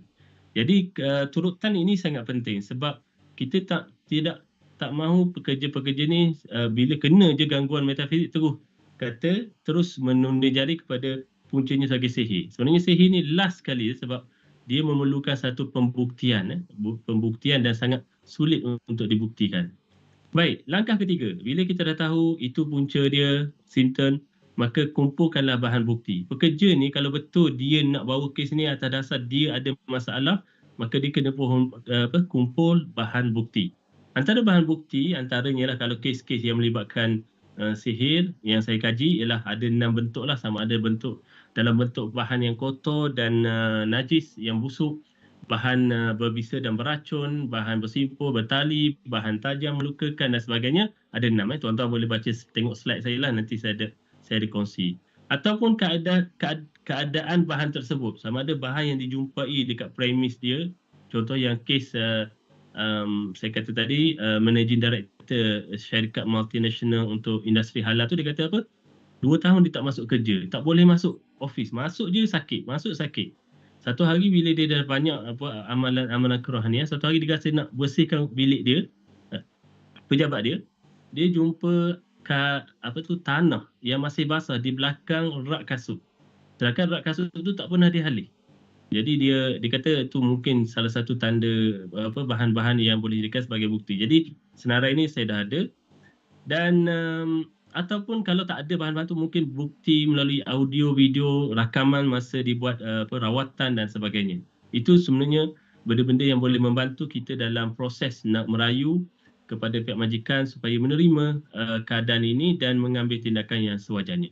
Dan yang keempat, langkah yang keempat ialah kalau boleh pekerja ni carilah rakan-rakan sekerja atau orang-orang yang boleh menjadi saksi yang boleh memberi keterangan tentang perubahan yang berlaku kepada dia dan isu-isu yang gangguan yang dihadapi. Baik. Dan yang terakhir, soalan ketiga, apakah cabaran? Apakah cabaran dalam mengaplikasi kaedah pengurusan kes gangguan metafizik? Setakat ni mungkin yang saya cerita tadi kebanyakannya teori, tapi sebahagiannya telah saya buat konsultasi kepada mereka company yang nak tahu cara pengurusan, maka kita nasihatkan 4 langkah tersebut. Jadi macam mana pula dengan kalau kita nak implement benda ni secara global? Cabaran ada 2. Pertama sekali ialah polisi dan dasar kerajaan. Sebab kita tahu kerajaan tidak ada satu polisi tentang gangguan metafizik ni boleh diterima sebagai alasan untuk cuti sakit dan sebagainya. Dan yang keduanya ialah pengamal pengubatan Islam yang patuh syariah, kompeten dan profesional. Jadi dalam bab ni pun sama, ada 2 masalah besar, tapi masalah itu telah hampir dapat diselesaikan. Pertama sekali di Malaysia, saya bercakap dalam konteks Malaysia. Di Malaysia telah ada satu akta dipanggil Akta Perubatan Tradisional dan Komplementari, yang mana akta ini mewajibkan semua pengamal pengubatan tradisional dan komplementari, termasuklah pengubatan Islam yang ada di Malaysia, supaya berdaftar dengan Majlis Perubatan Tradisional dan Komplementari Malaysia di bawah Kementerian Kesihatan Malaysia bermula tahun 2014. Bermula 1 Mac 2014 kena daftar. Kalau tak daftar akan didenda. Yang keduanya ialah di bawah kajian yang saya lakukan juga, kita telah bangunkan satu garis panduan penapisan tahap patuh syariah pada pengamal-pengamal ni, dan ini dipanggil iShifa. Ini satu kajian yang saya lakukan pada tahun 2013 dan telah diterima oleh pihak JAKIM untuk dijadikan dasar dalam menapis pengamal-pengamal pengubatan Islam di Malaysia. Dan baru-baru ni juga telah pun ada undang-undang berkaitan perbuatan sihir di bawah enactment kesalahan jenayah syariah di Kelantan di bawah Section 4. Juga di Terengganu telah pun diputuskan untuk menghukum mereka-mereka yang beramal dengan amalan sihir. Baik, itu cabaran pertama. Dari sudut dasar dan polisi kerajaan sudah ada, kita rasa laluan untuk pengiktirafan tu sudah ada. Dari sudut pengamal pengubatan tu, itu yang agak sedikit kritikal kerana kita tak nampak pengamal-pengamal yang ada satu SOP yang ataupun benchmarking yang jelas. Sebab dalam kita nak jadi mereka yang diberi kebenaran untuk mengesahkan simptom gangguan dan sebagainya, perlu ada SOP khas. Antaranya ialah history taking. Sebab ramai pengamal-pengamal ni kadang-kadang datang pesakit terus rawat tanpa mengambil butiran latar belakang dan sebagainya. Yang keduanya ialah tentang borang laporan. Sebab setiap rawatan yang diberikan, simptom yang dialami perlu dilaporkan. Yang ketiga, SOP rawatan. Yang keempat ialah kesediaan untuk hadir sebagai saksi. Dan kita lihat inilah contoh SOP rawatan. Sebab saya bila masuk mahkamah, kadang-kadang hakim tanya, apa SOP yang kamu buat masa buat rawatan? Saya ceritakan satu-satu dan didapati SOP itu diikuti dengan betul, maka hakim akan mudah untuk terima kita sebagai saksi pakar. Dan di peringkat MQA, kalau di Malaysia, telah pun ada satu standard program untuk perubatan tradisional komplementari yang terbaru edisi kedua 2021 telah pun ada. Maknanya universiti-universiti di Malaysia sudah boleh menawarkan program diploma degree dalam pengubatan Islam. Dan usaha itu sedang dijalankan dan ini senarai kursus-kursus yang ada. Baik, di bawah Jabatan Kemahiran Malaysia ataupun JKM, di bawah Kementerian Pembangunan Sumber Manusia, telah pun ada CJ Diploma Kemahiran Malaysia untuk pengamal-pengamal ruqyah tahap 3, 4 dan 5. Begitu juga dengan di JAKIM telah pun ada Ilashhum, modul Ilashhum. Maksudnya peluang kerjaya bagi orang-orang yang ada dalam kemahiran dalam bidang ni sebenarnya ada. Contohnya Ilashhum JAKIM, kemudian di MAIS di bawah Baitul Iman pun ada menawarkan tenaga kerja untuk mereka yang pakar dalam rawatan Islam. Begitu juga dengan konsep hospital mesrid ibadah. Ada pegawai-pegawai yang perlu dilatih dalam bidang rawatan Islam. Dan di UMP sendiri pun, saya di bawah Pusat Sains Kemanusiaan kita sebenarnya menawarkan peluang untuk melanjutkan pengajian di peringkat sarjana atau PhD dalam bidang amalan pengubatan Islam secara mod penyelidikan. Dan antara tajuk-tajuk yang saya pun dah kenal pasti yang mungkin boleh kita sama-sama fikirkan antara UMPSA dan juga UNIDA ialah antaranya membangunkan sistem pengesanan bersepadu gangguan mistik terhadap prestasi kerja, ataupun yang kedua, impak gangguan mistik di tempat kerja, satu kajian kes, dan mungkin tajuk ketiga, gangguan mistik di tempat kerja, keperluan kepada sistem pengurusan yang holistik. Dan saya rasa itu lebih berbaloi kita laburkan duit-duit ataupun dana penyelidikan sebab kita lihat orang putih pun mereka membelanjakan hampir berapa juta? 30 juta untuk mencari UFO. Sedangkan UFO tu kita tak tahu wujud atau tidak. Sedangkan makhluk jin dan syaitan pasti disebut dalam Al-Quran wujud dan mengganggu manusia. Jadi saya rasa setakat itu saja. Hadirin hadirat, sebagai kesimpulan, saya boleh katakan bahawa gangguan metafizik daripada makhluk jin dan syaitan, entiti-entiti gaib ini wujud, ada kesnya, adanya dalil, dan kita pun setelah membangunkan sedikit sebanyak garis panduan secara tidak rasmi, dan insya-Allah dengan ada penyelidikan yang kita buat dapat membantu kerajaan untuk menangani dan membantu golongan-golongan pekerja yang menghadapi masalah sedemikian. Wallahu a'lam. Assalamualaikum warahmatullahi wabarakatuh.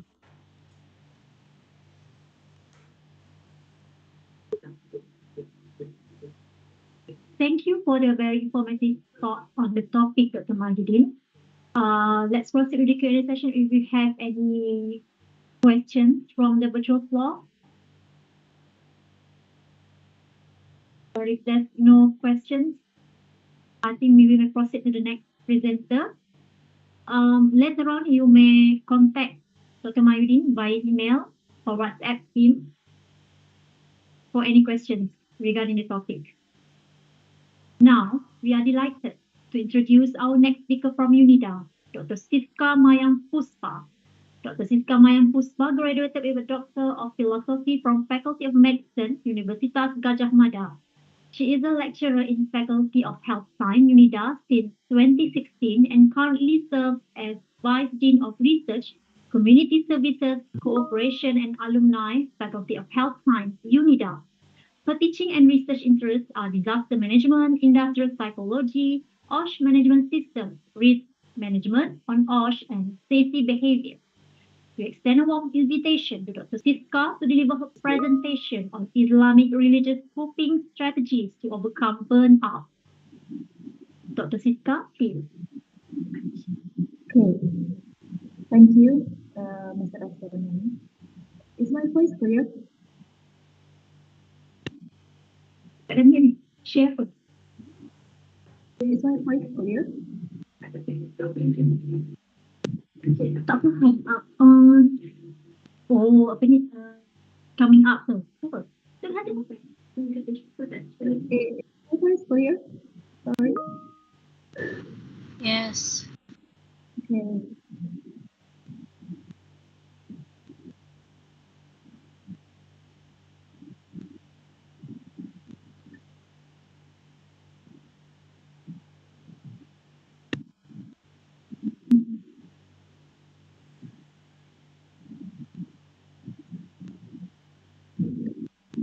Okay.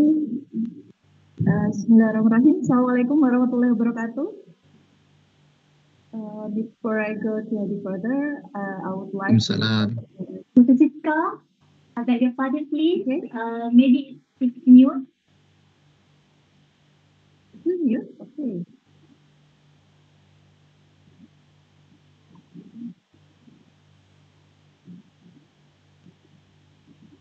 How's now? Yeah. Okay. Can hear you. Bismillahirrahmanirrahim. Assalamualaikum warahmatullahi wabarakatuh. Before I go to any further, I would like to thank Dr. Abidan, Dr. Rashidin, and all the representation of Faculty of Industrial Science and Technology, University Malaysia Pahang, Sultan Abdullah, for giving me an opportunity to deliver this topic entitled Islamic Religious Coping Strategies to Overcome Burnout. It's my honor to be here, and I'm very grateful to all audiences for participating today. Good to see you all in this platform. Okay, I will start. My topic this time is closely related to the previous topic from Dr. Shahril. Hopefully, I can add a little more from my point of view. All right. I would like to begin by drawing your attention to this picture. Let me rewind the clock and remind you the global issue of the past 3 years. This picture describes the condition of Indonesian health workers during the COVID-19 pandemic. The study reports that 83% of health workers felt burnout in the end of 2020. And then at 2021, I read an online news reported that 1,500 health workers wanted to quit their job. One of their reasons is burnout too. Then, at 2022, my study conducted at 2022 revealed that the burnout phenomenon also happened in at least 31 countries all over the world. From my scoping review of the articles during 2020 and 2021. These are proof the significance of burnout issue. But what is burnout exactly? I'm sure that most of you are familiar with burnout, but perhaps some of you are still wondering the concept of burnout. Well, actually the terminology of burnout was coined at 1970s by a psychology expert named Friedenberger. And then at 1980s, another expert developed a famous instrument called Maslach burnout inventory and defined the burnout as you can read on the slide. But all over the time, actually at the beginning, the concept of burnout is specific for workers, but all over the time, the concept is growing. Burnout were not only can be experienced by workers, but also other people that doing the same activities regularly. It did another terminology like parental burnout and academic burnout came up. So if a family that consists of a working father, a housewife, and a children who also a student, they can feel burnout at the same time at different places. But how can we know if someone is feeling burnout? The burnout people usually feel headache, and then insomnia, and then exhaustion, less creativity, numbness, cynicism, sometimes anxiety under depression, and sometimes easily forget, withdrawal, and apathetic to their surroundings. In general, burnout symptoms covered four aspects: physical, emotional, social, and also work capability. Then what are the factors that contributes to burnout? The factors can be divided into two groups. First, we are going to talk about internal factors. Internal factors, of course, the factors from the internal person is like demographic factors, personality traits, and work attitude. Demographic factors is like ages, and then gender, and marital status, and many more. For example, marital status. Some studies state that married people are more likely to experience burnout than unmarried. The next, personality traits. Personality traits means there are some characters that more prone to burnout. For example, introvert personality. And then work attitude. For example, a hard worker without work-life balance, it is more likely to experience burnout. And then we moving on to the another group. The another group is external factors like job characteristic, organizational characteristic, and client traits. Job characteristic. Maslow at 1981 said that profession in the service sector or job that directly relate to other humans are more likely to cause burnout. Because this relates to the next factor, namely client trait, the client behavior can be a stressor for the workers. So this is very related to the occurrence of burnout. And then organizational characteristics. For example, formal and informal institutions. People who work at the formal institution are also usually more prone to burnout than informal institutions. Okay, perhaps some of you are wondering, what kind of profession that can be free from burnout? In this slide, as you can see, a survey reported at 2019 said the highest rate is belong to the food service and hospitality, and the manufacturer, home workers, and there are many more under there. So we have not much choice to fight burnout, yeah. Then, how does burnout affect workers?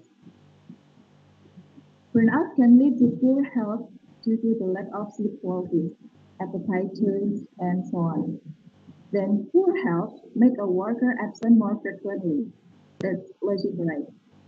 More absent means lack of productivity, and it can lead a social conflict with coworker partner. The coworker or the partner might object the task being transferred to him. And all the unhealthy situation can make workers intend to quit their job. And what about the employers? The employers can be affected when there are increasing of accident rate due to unfocused workers. Usually burnout makes workers worse, and that has the potential to cause accident. More frequently accident means less income, especially in the manufacturing sector. And then social conflict that I have mentioned in the previous slide can lead organizational changing and good for company. The last, all the changing in the negative context can lower the reputation of the company. So it seems like burnout has a huge impact, right? Is there anything that we can do to prevent it? Yes, of course. As we know, there are two types of prevention. First is primary prevention. In this step, we should be eliminated or modify the job stressor before it can lead burnout. Secondly, secondary prevention. If the step before not applicable, we can focus on the person who prone to burnout with coping stress mechanism. And the last step is for burnout people. It can be anything way to make the burnout level is lower. It may be professional counseling, task transfer, and kind of that. But unfortunately, the first prevention is harder to do. As we know that the stressor itself is the job, we cannot simply ask someone, leave your job for the sake of your mental health. That's the same you make them jobless, right? And lost their income. So the better way is prepare workers to make them more resilient to burnout with coping strategy. The definition of coping strategy itself is the every conscious thoughts and behaviors that someone used to manage their stress. There are three kinds of coping strategy: focus on the problem, focus on the emotion, and social coping. For example, if we as a worker are given a big project by our boss, we can think, I cannot handle it alone. What can we do? First, we can asking our boss for extra time or assistance to do it. That's problem focused coping. If we don't have the courage to talk to our boss, sometimes we complain to our coworker, right? Maybe just sharing to our partners, just to relieve our stress or hope they motivate us. That's social coping. But what if we don't have a good support system at work, no good friends, and feel like we really have to face it alone?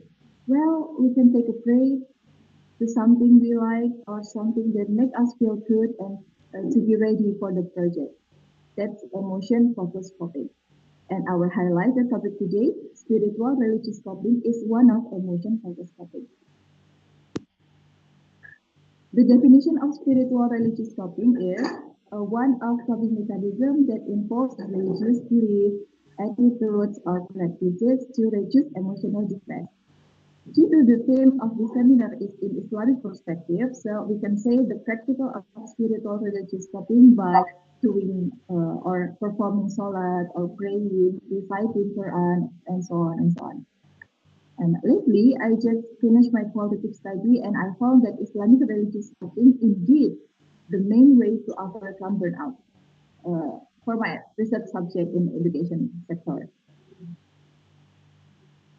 This finding, my study's finding is in line with several articles that I found. There are some studies from the Islamic countries like Saudi Arabia, Turkey, Pakistan, and Somalia reported that Islamic religious coping strategy is the way the health worker cover themselves from burnout when pandemic. Okay, we're going to move on to the next session. What is the role of Islam in burnout prevention? It's according to Quran, Surah Ar-Ra'd 38. Alladzina amanu wa tatma'innu qulubuhum bi dzikrillah, ala bi dzikrillah tatma'innul qulub. Let's focus on the words that are repeated in this verse. Bi dzikrillah. Bi dzikrillah, dzikr means remembrance or mention. One of tafsir explained that dzikr can be interpreted broadly, including praying, being grateful. When we are grateful, we say alhamdulillah, right? And then reading Quran and many more. And it was supported by an expert of tafsir in Indonesia, Professor Quraish Shihab, said that all activities that we remember Allah are dhikrullah. So every activity, like before we eat or drink something, we say basmalah is also dhikrullah. Next, tatma'inul qulub. Tatma'inul qulub means peaceful soul. This is similar with a good mental health. As the definition from the Ministry of Health Republik Indonesia, Kementerian Kesehatan Republik Indonesia, state that good mental health is a state where our mind is peace and calm, or having peaceful soul, and it allowing us to enjoy and appreciate others around us. So in short, we can conclude that if you want to have a good mental health, which is mean free from stress, free from burnout, so you can doing dhikr. Then how does dhikr affect the human body? Before I go further, let me briefly talk about the stress. As I mentioned in the early slide, that burnout is a prolonging stress or chronic stress. So before it leads to burnout, we feeling stress first. Stressor is the agent, can be in the form of another person, object, or situation that make us uncomfortable. In the occupational context, it can be multitasking, physical discomfort, social conflict, or disorganization. While stress is response from the body of the stressor. So stressor is the source and stress is the response. And I want to share with you that stress is not always bad for us. There are two kinds of stress. The first is eustress. Eustress is the good kind of stress. Why it's good? Because eustress can give us more energy and make us ready to act on our stressor. But eustress can change into negative or becoming distress if you cannot manage that, and distress is harm to our body. The stress response system can be explained when we face a stressor from our senses mechanism. The brain will order the glands to produce hormone adrenaline. The adrenaline will affect the sympathetic nervous system, making the heart beat faster, blood pressure increase, and decrease digestive activity, and so increase breathing and enlarge pupils. But those are temporary. But if what happens is prolonging stress, the brain will respond with order the glands to release cortisol or stress hormone. It leads to change in fat and protein metabolism, increase blood sugar level, and lower the immune system. And all of the stuff make our body become unbalanced. And those are not good for our physical health. When we doing zikr or repeating kalimatullah with our mouth, it can deliver a stimulus to our sense of hearing and relate to the brain. The kalimatullah will be accepted as a good word to change the perception in the brain from negative to positive. And repeating zikr by engaging the heart will make the heartbeat lower and make the body feel comfort. So in short, zikr that is lived in the heart spiritually will form the positive perception. Furthermore, Imam Al-Ghazali in the Kitab of Minhajul Abidin explained the 7 steps to self-healing in the spiritual context. The first step is feeling or self-recognition. In this step, we can practice tafakkur. Tafakkur is restore our self-awareness. We realize that we are only a small creatures compared to the world. Why we have to tafakkur? Because frequently we get stressed out or burned out because of overthinking. We think we can do everything that we have planned and we have to anticipate all the bad possibilities which may be unnecessary. It sounds funny, right? We are exhausted because of something that not happened in this real time and probably nothing happened. And then after we realize that we have made a mistake by feeling big and can handle everything, we should taubat or ask forgiveness. We have to accept that we are indeed limited creatures and only to Allah do we depend. The next step is introspection. We have to realize that we cannot control all the things in life. We change things that we can control. However, there's some situation in this life that uncontrolled. So we have to release. We have to release all things that we cannot control and tawakal ilallah. Tawakal ilallah as mentioned in Quran Surah Al-Talaq verse 3. Tawakal is surrendering to his discretion which cannot be contested. Tawakal usually grows with the belief that Allah will give us the best. We will be optimistic and motivated to face the future. We can do self-talk in this stage. If we have tawakal ilallah, it will be easy for us to reflect ourselves, what we can do, what we shouldn't do in the future. It will remind us that we are never alone in this life. There is our Creator who is always watching and helping us.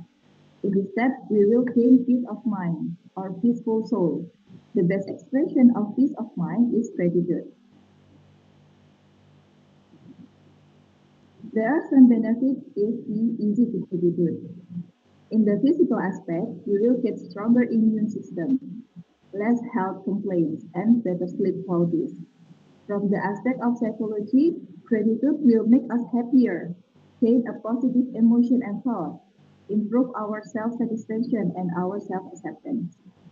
From the social aspect, it improves quality of communication and interpersonal relationship, enhance the empathy and improve the teamwork.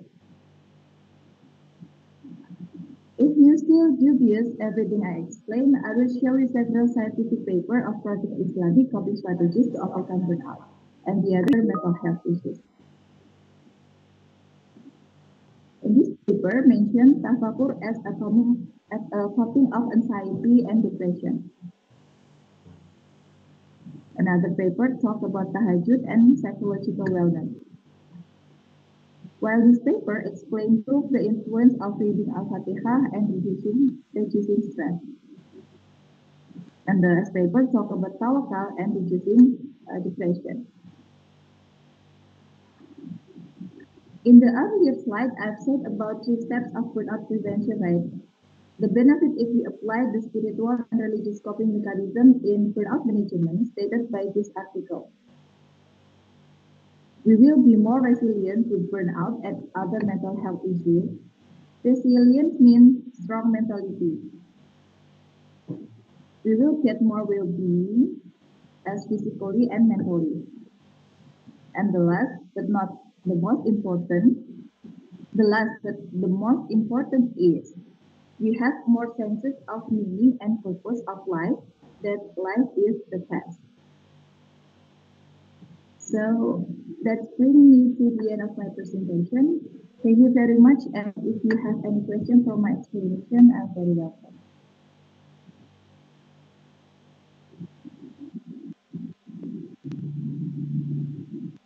Thank you, Dr. Sita, for an enlightening presentation. Ladies and gentlemen, your questions will now be entertained by the speaker. Any questions for the virtual floor?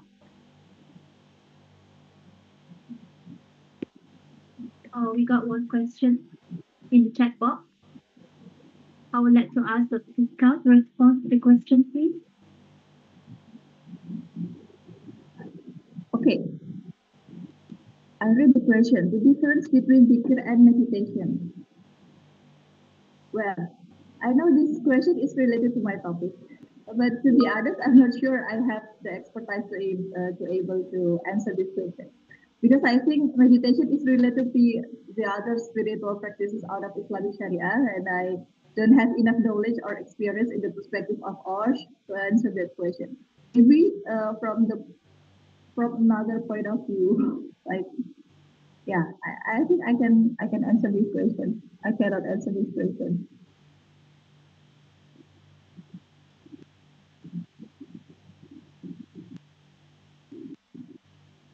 Another question. Does speech other than dhikr also affect the system response? Oh, okay. Maybe the question is, does good speech in addition to dhikr also have a positive effect for our body? Yes, all good words or what we perceive as good can change negative perception in the brain into positive one. Don't we usually do self-talk when we feel hesitant to do something? Let's say you are crossing a river and you have to jump from one rock to another. Especially for those with less experience, you might feel scared, right? But by convincing yourself, I can do it, we will have the drive to optimize the steps and as wide as we can. That's just the encouragement from yourself. But if dhikr, The difference with seeker is that we involve other things, our creator, and also the one who created the riser. If we believe in his greatness, it will be easier for us to be motivated and there will be more encouragement for us to go further. I think that's my answer for this question. Anything else? Okay, thank you, Mr. David, and also Mr. Haida for the questions, and also for Dr. Sitka for the explanation. With pleasure, let me introduce our next speaker. She graduated with a PhD in Occupational Safety and Health from the University Malaya, specializing in behavioral-based safety. Currently, she has been working as a senior lecturer at UMPSA since 2012 under the Faculty of Industrial Sciences and Technology. Her research interests include safety intervention programs, psychology in safety, and student learning engagement and motivation. We are looking forward to Dr. Junaida binti Zakaria's presentation on behavioral safety and Islamic values. Dr. Junaida, please. All right. Can you hear my voice clearly? Yes. MC? Yes, okay. All right. Bismillahirrahmanirrahim. Rabbi shrah li sadri wa yassir amri wahlul 'uqdatam min lisani yafqahu qawli. Allahumma salli ala sayidina Muhammad wa ala ali sayidina Muhammad. Assalamualaikum warahmatullahi wabarakatuh. A very good morning to the chairman. A very good introduction about myself. Yes, I'm just an ordinary person. To our friends from UNIDA, saudara serumpun, to all the students and participants on this webinar. Okay, so today I'm very delightful. Thank you to the organizer for inviting me to share on this topic, behavioral safety and Islamic values. So allow me to present my slide.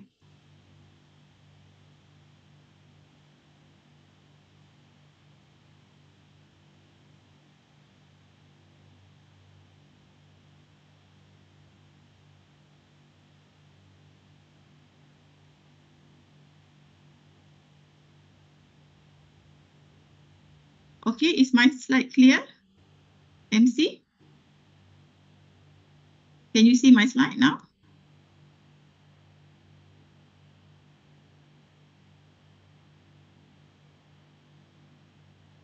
Yes. Not yet.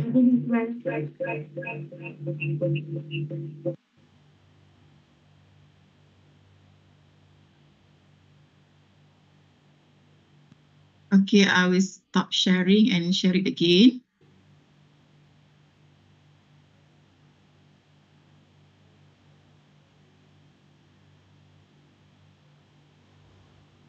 Okay, what about now? Yes, you may turn to slideshow now. Okay. So this is the topic. So first, when I received the topic, I'm a bit nervous on what can I share with you guys pertaining these topics and the Islamic values. Yes, I'm a lecturer from UMPSA. I'm doing research related to this behavioral safety, and talking about Islamic values is quite challenging for me to put it in this sharing, but inshallah, I will try my best to share what I have today. Okay, so for introduction, yes, we know that work and employment in Islam is a religious obligation, yeah. So kewajipan dalam beragama lah, and it's a form of worship, ibadah. Islamic perspective on occupational safety are very important because we know Islam plays a significant part in the life of Muslims, including the reinforcing of safe behaviours of workers at the workplace. So segala sesuatu yang ditunjangi oleh ajaran Islam itu sendiri mempunyai nilai kesucian dalam kehidupan umat Islam. So this is a very strong pillars us as a believers in our religion and related to our daily life activities. Okay, so talking about OSH field in Malaysia, occupational safety health in Malaysia is an ongoing noble mission among the practitioners, managers, as well as the government to create and develop an excellent safety culture. So it's still a long journey for the country to develop this excellence culture in OSH field. So as we know, yes, BBS or behavior safety has become one of the application that we know that can be used and utilized to improve safety performance. And it had been identified as a powerful methods. Okay, so let's look at what is behavioral-based safety. For those, some of you might have been reading or know or have knowledge about the BBS. Okay, today I'm going to share a part of what is BBS all about. So BBS is a set of a technique aimed to encourage or discourage employees' behavior to prevent workplace accidents and illnesses. So this is a set of techniques that we utilize using the application of psychology in safety to the problem of safety. Okay, so the implementation of program requires setting up goals, establishing observation techniques, recording and analyzing the cause of workers' unsafe behavior, and planning for strategies for an intervention. So it can be said that the process of behavioral safety is not that easy. It's a comprehensive implementation of a set of techniques. Yeah? BBS focus on what people do. Yes, we observe people, we analyze what they do, and then applies a research to support the intervention strategy. So this is where we do the correction to workers' behavior from unsafe to safe behavior. Yes, we want to improve what people do. What people do means the behavior of the person. So the roots of BBS it has this a long historical journey for this BBS, but one of the contention by Harris saying that 95% of all workplace accidents are caused by the unsafe act. So this is the origin of the BBS methodology and so on. So it become berkembang sehingga ke hari inilah. Okay, so let's do some revision on what is a behavior.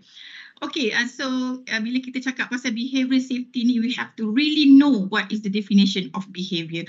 So what I have here in my slide, behavior first, we have to know that all behavior can be observable. So observable action, it can be deliberative and planned. So carefully thought for the human to perform one behavior, it can be planned. So, and the behavior also can be measured. So what can we do when we can observe behavior? We can plan the behavior, measure the behavior. So the component of behavior thus can be managed. So this is a very, very strong belief in behavior safety that behavior can be managed. So I'm talking about a workplace setting. So it can be done, it can be applied to our daily life as well. So behavior can be managed. Okay, so next to behavior, yes, this is also my favorite question to my student.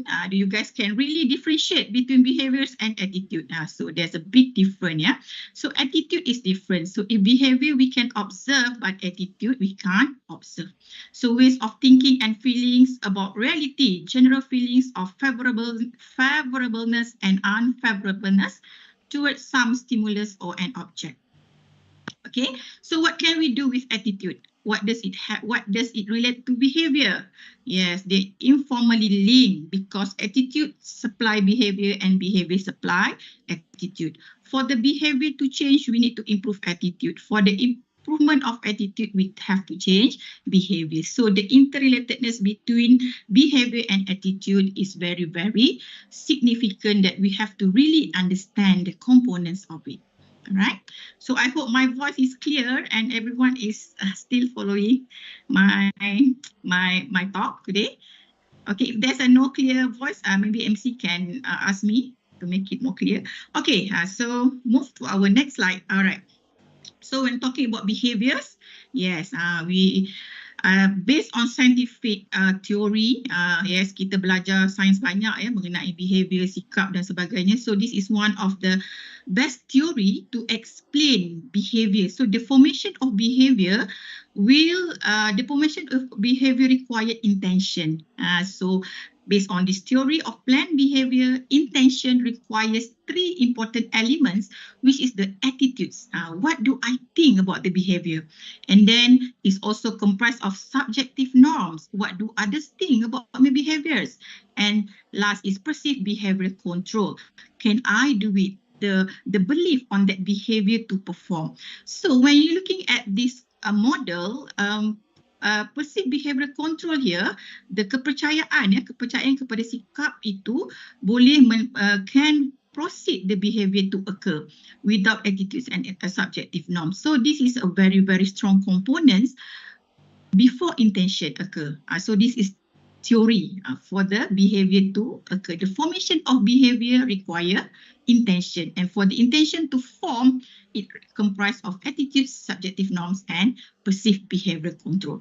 So I would like to share, this is from the Islamic perspective. So kita tahu attitudes tu dalam bahasa Islam, in the Islamic way, is akhlak yang baik.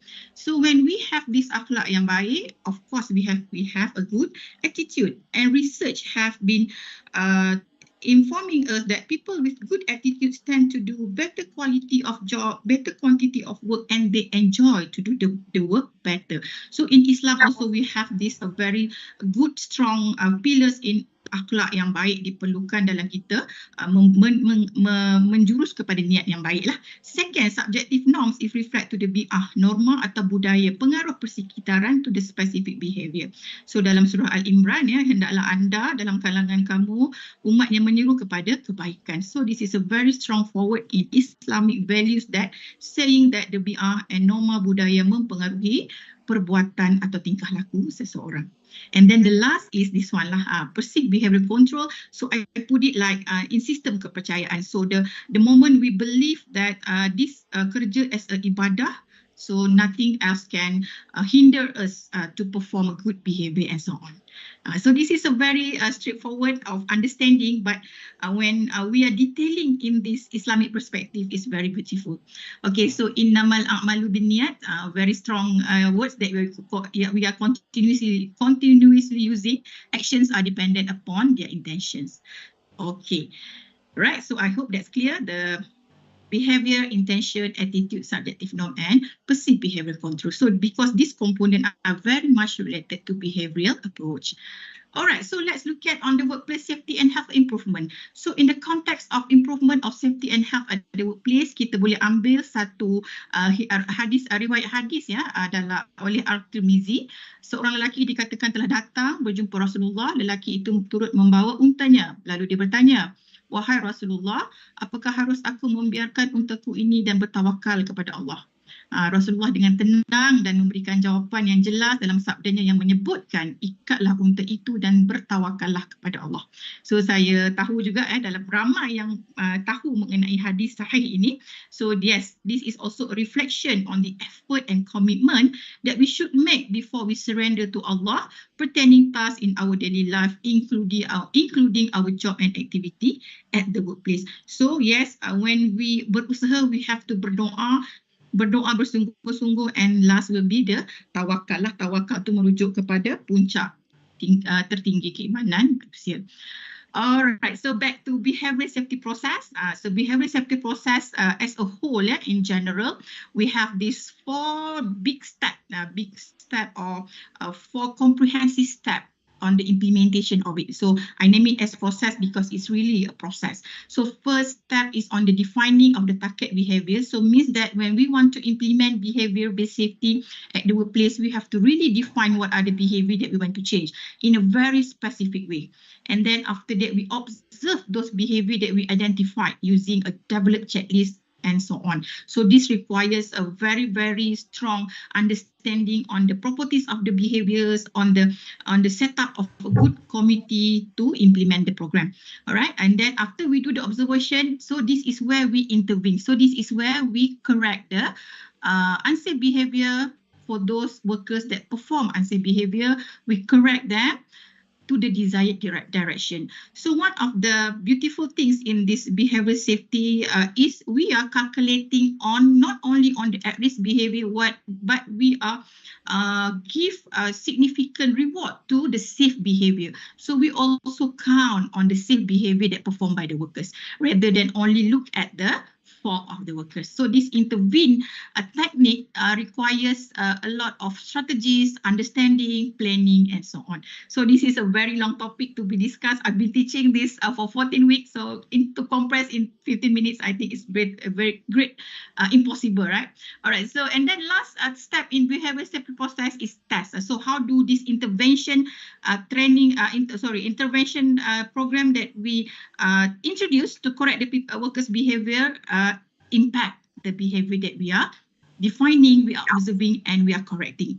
What is the impact? So it's a cycle. It's a cycle of observing behavior, correcting behavior. It's a never-ending story. All right. So yes, I know maybe some of you have read a lot about BBS and have your own understanding. But to me, BBS, yes, is a continuation of a right journey to the right direction in developing a good total safety culture. Okay. All right, so here come on the Islamic values in BBS. So it's quite tough for me to, because yeah, we are doing science, we are referring to papers that talking about the science, but not the Islamisasi tu tiada di dalam paper-paper yang saya baca. Tapi alhamdulillah I meet this one paper by Amir Hayat. So this is what he suggested on the principles of BBS in Islam, and then I adopt and adapt, and I present it today.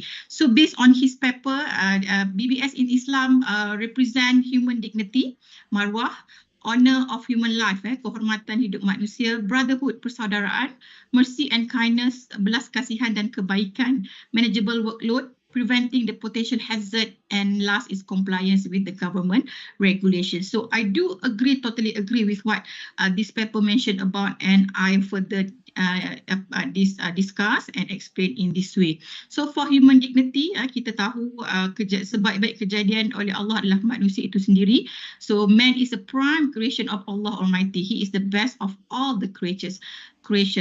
So he should be treated as an honorable being at the workplace and should not be engaged in such tasks which are against his dignity. So in this human dignity, when talking about BBS, yes, we have to respect the workers. When we want to do the observation, we mention the workers. We're telling them that we are going to observe their behavior. We're telling them our objective, our plan, and so on. So this shows the respect to the human dignity. Honor of life, yes, it's a birthright of human beings to live safely in the world. Of course, kita mempunyai hak untuk hidup secara selamat dalam muka bumi Allah inilah. To secure the fundamental right of humankind, employees have obligation to take care of the life of the employee.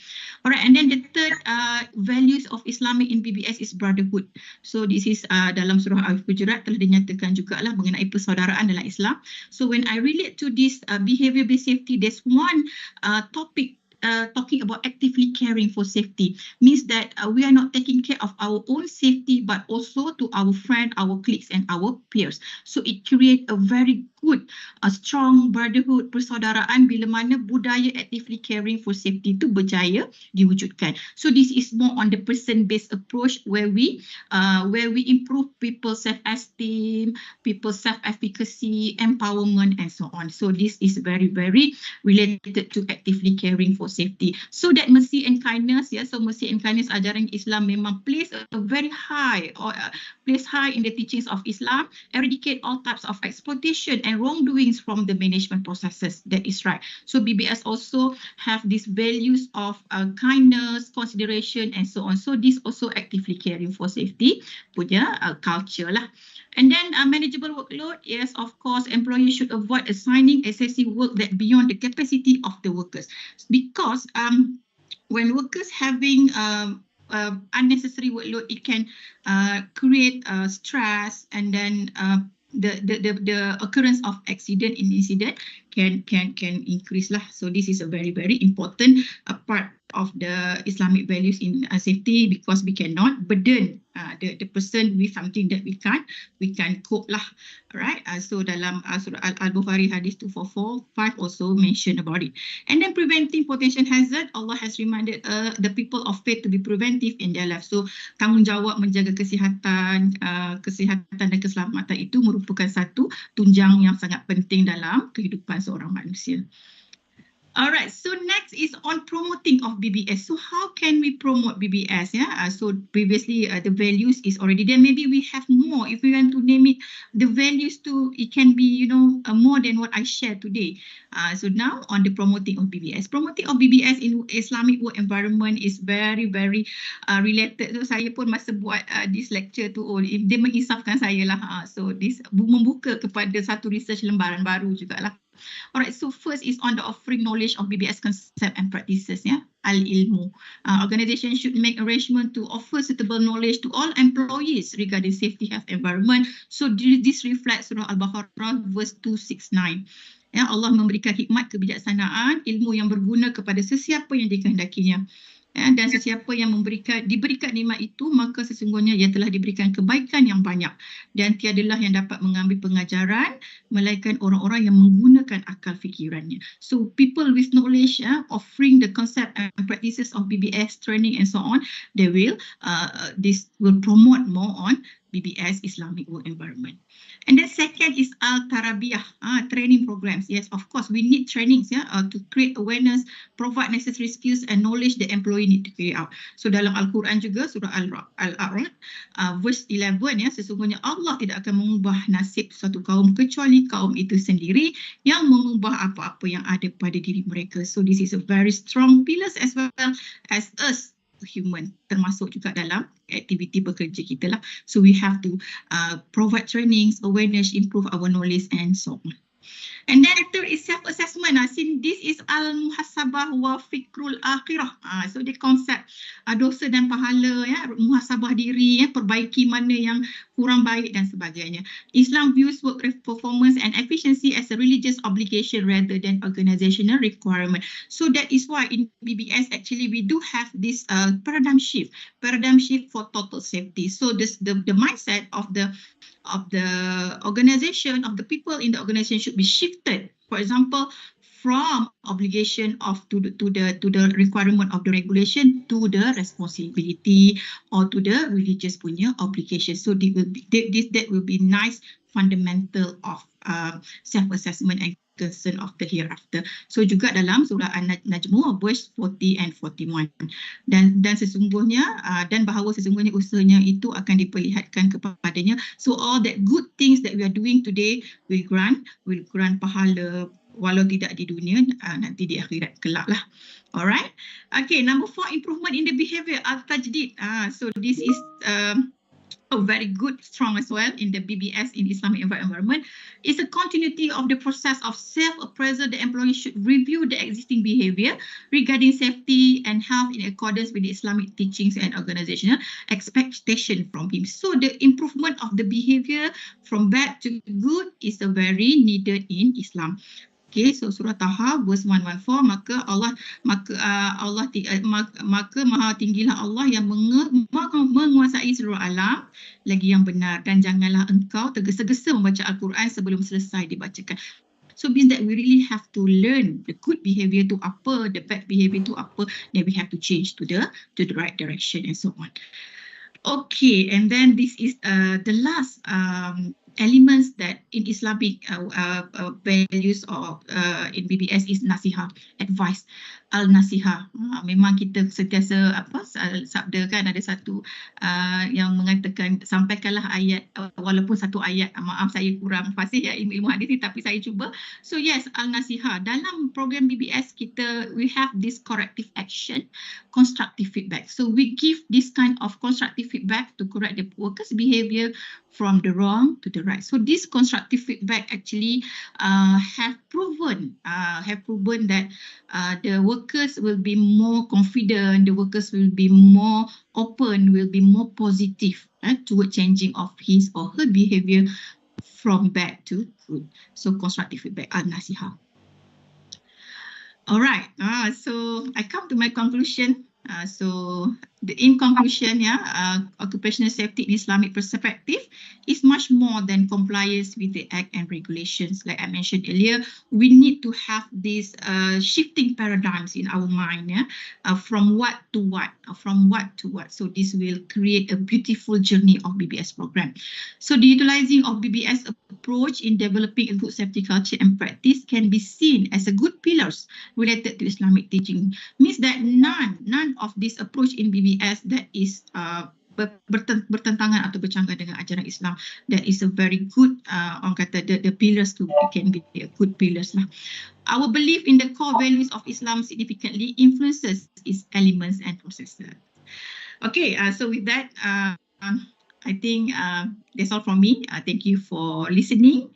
So this is the picture showing setitik ilmu. So ilmu saya mungkin sedikit saja pada hari ini berkongsi dengan tuan-tuan semua dibandingkan dengan ilmu Allah yang maha luas. Alright, with that, thank you for your attention. And if you guys have any question or any feedback, you can I open, or we still have time, MC? Thank you, Dr. Junaida. Yes, we still have very quick session for Q&A. Thank you for that wonderful presentation. So any question for the floor, from the virtual floor? I'm sure that the Junaida will be very excited to answer this question. I will try my best.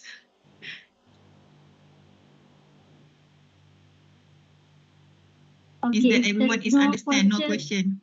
Okay, there's no questions. I think we'll go to the final speaker for this seminar. She holds a master's degree in environmental science from 11 Maret University. Currently, she serves as Vice Dean of Academic and Student Affairs in the Health Science faculty at Universitas Darussalam Gontor.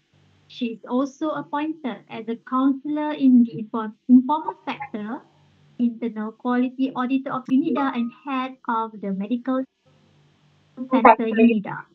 Her teaching and research interests are industrial hygiene, safety, professional ethics, OSH management system, safety education, safety school, safety farming, OSH in SME, and OSH in Islamic perspective. We are excited to announce that Madam Eka Rosanti will be addressing the topic of agricultural safety and health from Islamic perspective. Madam Eka Rosanti, please. Okay, thank you for the time. Can you hear my voice? Is my voice clear? Okay. Very clear. Okay. I will try to share my presentation.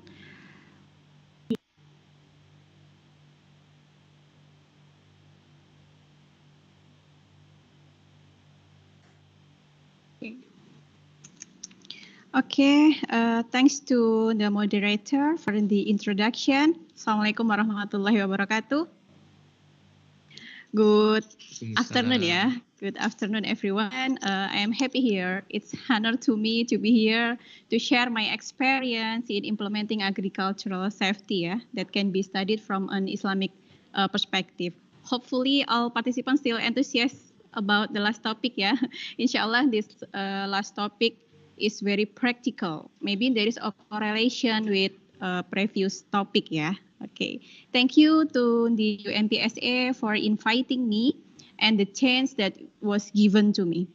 In principle, the implementation of occupational safety and health in agriculture depends on how we can respond to the risk and hazard that exist with the characteristic of each sector.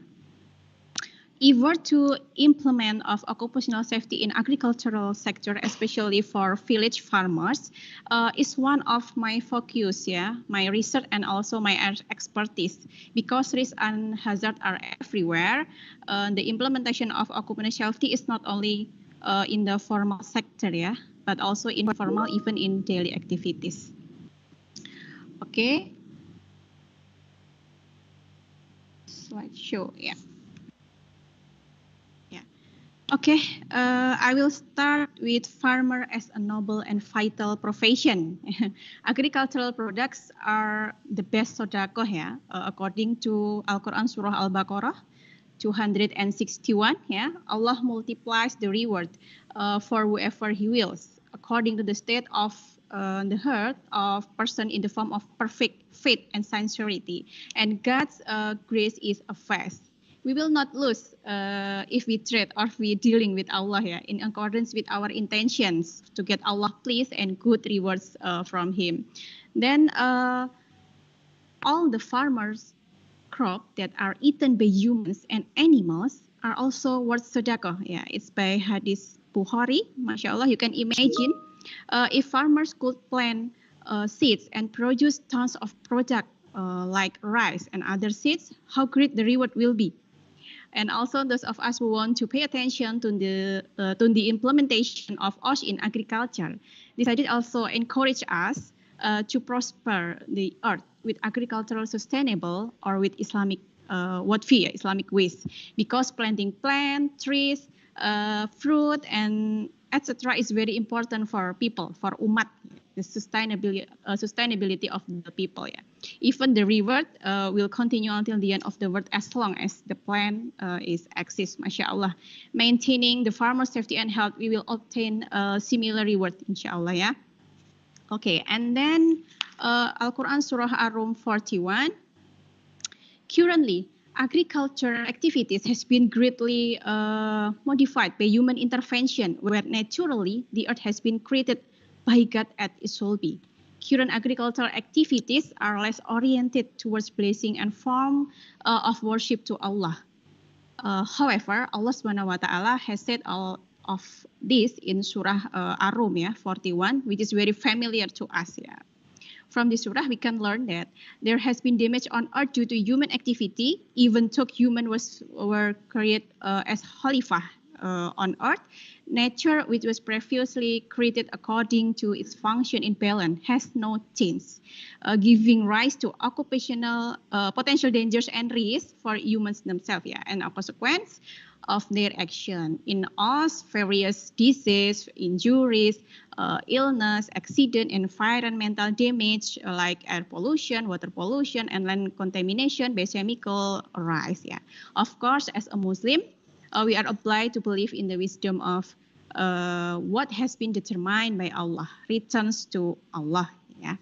Okay, next, as we know, agriculture is one of the informal sectors. From this picture, which comes from ILO statistic, we can see the activities in the informal sector, including agriculture, especially in Asia, are more than 50 until even more than 75%, sorry. And the next picture also shows in detail that informal activities, including agriculture, is dominant, yeah, compared to the formal and household sectors. Yeah, so it needs serious attention. Yeah, yeah. Generally, the informal sectors not covered or insufficiently covered by formal arrangements and national labor legislation. Yeah, this means that the informal sector just only get attention from a group or interested people or organization. Yeah, some countries maybe have relevant rules but poor in practice. And then the informal sector also has low income or low poor household. There is a lot of exposure to danger and risk, where it's very difficult for us, yeah, to get data related to injury or illness from agricultural activities, because it's often not reported or underreported. Yeah, but I got data from the ILO, which states that 2.78 million die each year from work-related accident or disease, and then 317 million sustain occupational injuries, and it was impact on gross domestic product, yeah, not only on the company, but has a national impact.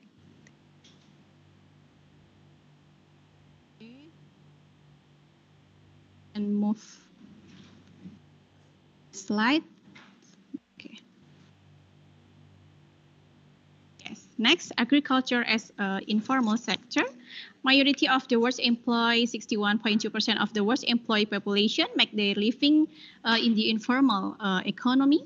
Agriculture is one of contributor to the country's economy, and agriculture is the industry sector with the highest level of informal employment by 93.6%. Yeah. Okay. Oh, I'm sorry. Next. About the meaning of agriculture in Al-Quran. Yeah.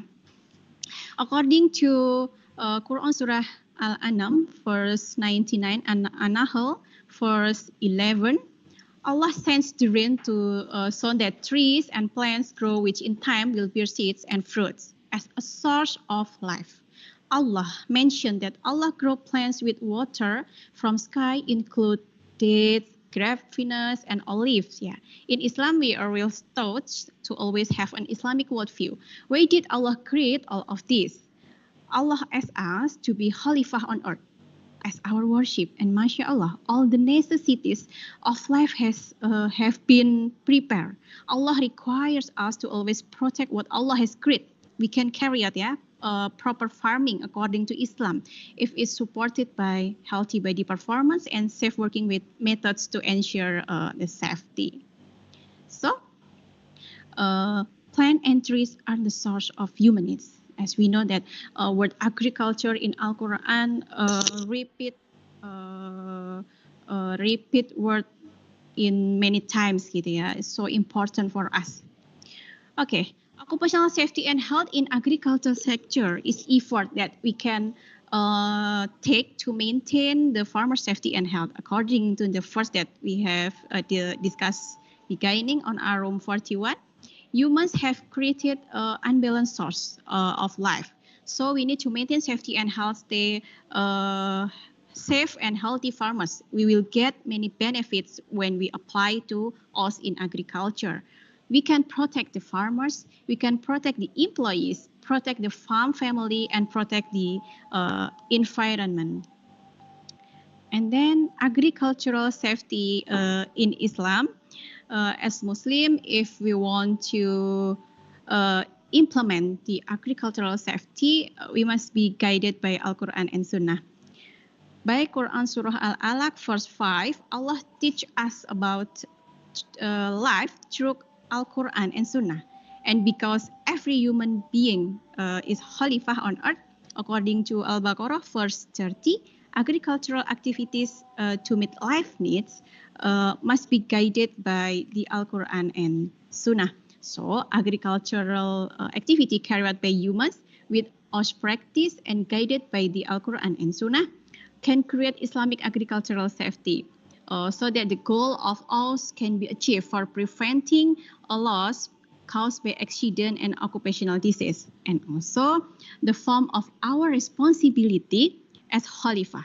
It's really very beautiful combination, yeah, because currently we find many agricultural practice that adopt the latest scientific finding which actually damage land and produce.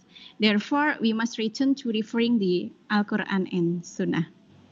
Okay, these are the risks and hazards faced by farmers every day relating to the use of machine, vehicles, tools, animals, and also physical, chemical, biological, economic, and psychosocial hazard. Yeah. As a safety professional, we must be concerned about managing and controlling this issue in order to maintain this prosperity of the earth through agricultural activities and farmer safety and health. Okay, in Quran Surah An-Nahl 97, Allah promises the reward of a good life and more reward for those who do good deeds, because by implementing OSH in agriculture, it means that we have safe farmers, farm family, and the environment. We automatically save the needs of the general public. This is also supported by Quran Surah Al-Ma'idah verse 32, that a safety professional is a noble and charity profession, yeah, full of goodness and reward. Took this first, we can conclude that by saving life in this world, we are not only investing in the world, but also our afterlife, yeah, and hereafter. And then if we want to discuss about agricultural safety in Islam, we can discuss from the perspective of Maqasid Syariah relate to presentation of Prof. Hamid before, yeah, which consists of Daruriyah, Hajiyat, and also Tahsiniyah. Maintaining safety and health is included in Daruriyah or primary need, yeah. Hifzuddin, maintaining religion, is the most important point in Daruriyah as the basic. Agricultural activities must be able to maintain religion by implementing safety and health that guided by Al-Quran and Sunnah, realizing Islamic values in life or especially in agricultural and safety, and reject all things that are contrary to Islam.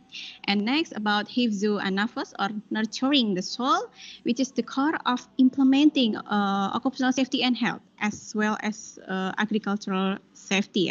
How can we save the farmers from injury, from illness and accident?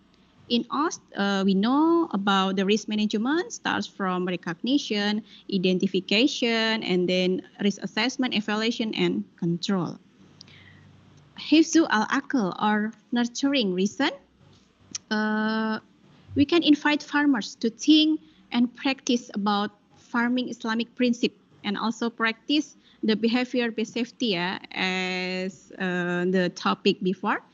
And then safety education for farmers is an effort of Hifzu Aql.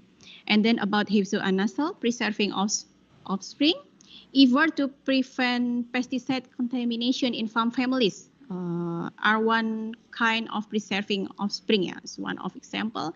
As we know, pesticide can cause reproduction disorders and accumulation in product that can cause health disorders, even cancer. And then about Hifzu al-Mal is preserving property in Islam. We are required to work of life needs in halal while still paying attention to maslahat. Yeah. It's the goal of occupational safety and health for loss prevention. And then, so how we can practically implement agricultural safety? First, we must recognize, identify, evaluate the risks and the dangers. Yeah. In agriculture, injuries can occur due to being crushed, struck, pinned under, falling, cutting, sharp injuries because of machine, vehicles, and tools used. I think in Indonesia, Malaysia, and especially in Asia, it's almost the same, yeah, regarding the equipment used in agriculture. And about physical hazard, farmers can be exposed to noise and vibration, UV radiation, and also extreme temperature. Yeah. The chemical hazard. The most dangerous exposure to farmers' health is related to use of chemical hazard from pesticide, from fertilizer, and oil. Yeah. Moreover, our farmers never use PPE. It can cause initial symptoms such as nausea, dizziness, diarrhea, and impact the skin such as dermatitis, on breathing such as irritation of respiratory tract, even of the body's psychological system such as immunotoxicity, reproductive disorder, neurological, and the most dangerous is cancer because the chemicals are carcinogenic. About biological hazard, can come from animals, microorganisms, and also from the plants. Zoonotic diseases are the most common. Ergonomic hazard. Farmers also exposed to ergonomic hazard, which can cause low back pain and musculoskeletal disorders due to standing and sitting for long hours, working in our posture, performing repetitive tasks, and fatigue from working long hours. Yeah. And then about psychosocial hazard. Yeah. Once again, data regarding accident, injuries, occupational disease among farmers is very limited, including about psychosocial hazard. Yeah. In an annual report reported to agriculture in Finland, it was stated that from the result of postal survey of 555, it was found that 55% of respondents experience stress in farm work. And then how can farmers experience stress? What causes it? Yeah. It turns out that based on the result of survey and interview, Farmers experience stress by long working hours, financial uncertainty, planning difficulties of the seasons, and then administrative demand and the interaction between stress and exposure to multiple risks and hazards. These are characteristics of farmers, which are also risk factor for occupational safety and health. The data is based on my research and another related study. Firstly, agriculture involves women and children. The majority are older people. In terms of education, it's also medium to lower. The long working period of more than 15 years, intensive use of pesticide, and our study also found that farmers carry out agriculture activities according to their old habits, knowledge, and skill from generation to generation, their hereditary habits. So they are poor of safety knowledge, personal hygiene, and also poor of PPE. Okay, this is the key point for agricultural safety. Therefore, continuous effort must be applied to agricultural safety. First, about safety education, providing an understanding of risk and hazard, presenting the fact for increasing the farmers' awareness. Safety education must be complete with required facilities, so farmers can implement the safety farming such as PPE, organic pesticide facilities, water, and so on. And then based on our experimental studies, sufficient knowledge with good facilities was not related to farmer safety behavior. There needs to be supervision from related parties, such as community health service, government, and then academics. This will be perfect with regulation about agricultural safety management. And then, what about the role of safety professionals? Our Prophet Muhammad SAW said that God loves someone who, while working, does it professionally, or we can call it itqan. We as safety professional, we must pay attention to all places that have risk, including the agricultural sector. Of course, with our safety knowledge. By hadith Ibnu Majah, that don't cause harm to yourself and others. Causing harm is haram in Islam. It's related to goals of occupational safety and health, that safety professional must use their Islamic worldview.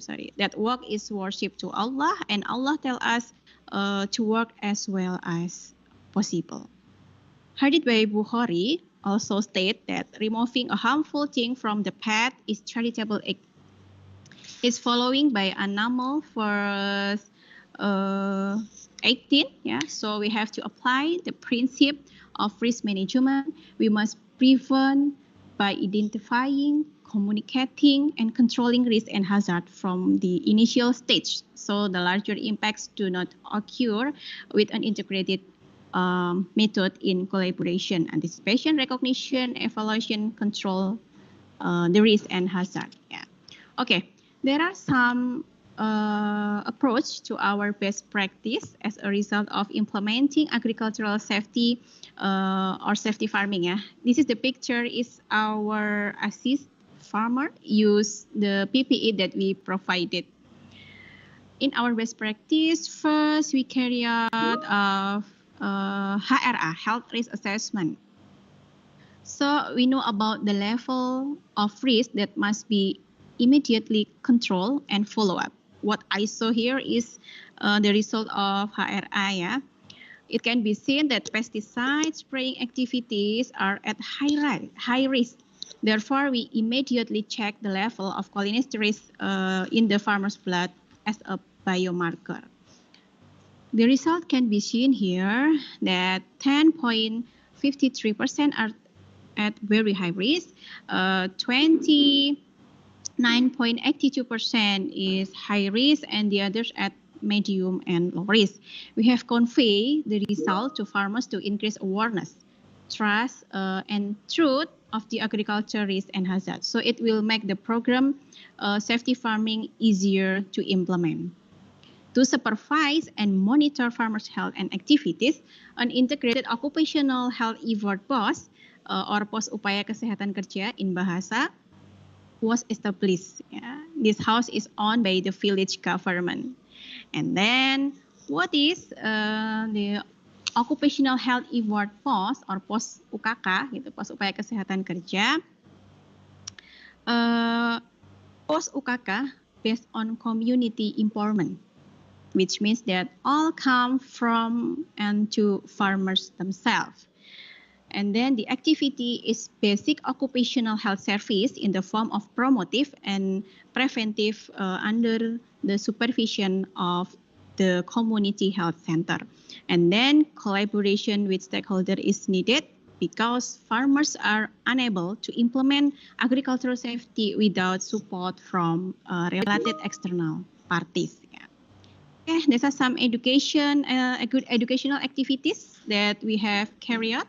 In this activity, we collaborate with agriculture and medical experts, like pesticide safety management, first aid training for making organic pesticide, for making biopesticide, and also we provided leaflet and posters, which we distribute and place in the rice field huts, so the farmers can read continuously.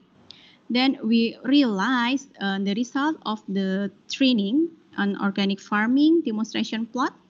Farmer voluntarily gave their land as experimental land for organic farming. And indeed, the result depend on the seasons and pests. And alhamdulillah, plant growth is better. Farmer plant rice during the dry season when it's wet. There is not enough water and still able to survive. But we have not counted about the harvest yet. This is a facility that we also provide to farmers in the form of pesticide storage and rinse house, or in Bahasa we can call it rumah simpan and bilas pestisida. We build this facility on land that can reach each farmer group. It consists of 2 rooms. First rooms for storing PPE and placing first aid box, poster, fire extinguisher, and pesticide box. The second room provides clean water for farmers, hygiene, and after spraying and cleaning the spray tank. Through this facility, we hope to reduce the risk of pesticide contamination among farmers and farm families. And the next principle is about collaboration between farmer groups, occupational health effort posts, village government, policy makers, community health center, also market and academics. So with collaboration, we hope to create a sustainability agriculture safety or safety farming. Okay, I think that's all for me regarding implementation of agricultural safety from an Islamic perspective. As a Muslim, of course, every day in our prayers, we always say in the doa, Rabbana atina fid dunya hasanah wa fil akhirati hasanah wa qina azabannar. We hope and ask for goodness, but in this world and the afterlife. Therefore, being a person, being a khalifah who is always trustworthy, as a safety professional, us is one of the effort about goodness in the afterlife. And finally, I would like to finish this presentation with statement that safety is an investment in the world and in the afterlife and in hereafter. Safety needs cost, but safety is not about cost center. Thank you for your great attention. Stay safe and keep healthy. Assalamualaikum warahmatullahi wabarakatuh. Waalaikumsalam warahmatullahi wabarakatuh. Thank you very much for such an interesting presentation, Madam Eka. We have 2 questions from the chat box. Okay. Madam Eka, can you please respond to the questions? Okay. From Dian and also from Lenny Stolia, Miss Dian and Miss Lenny Stolia.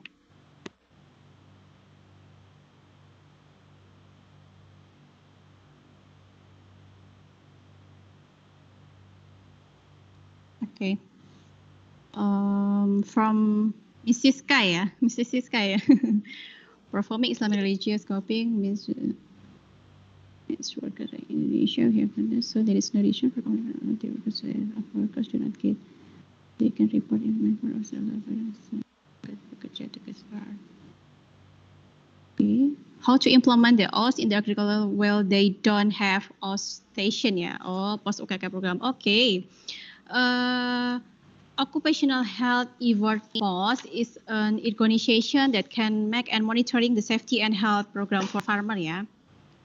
So if the village doesn't have an occupational healthy effort post, it can include the community health service program.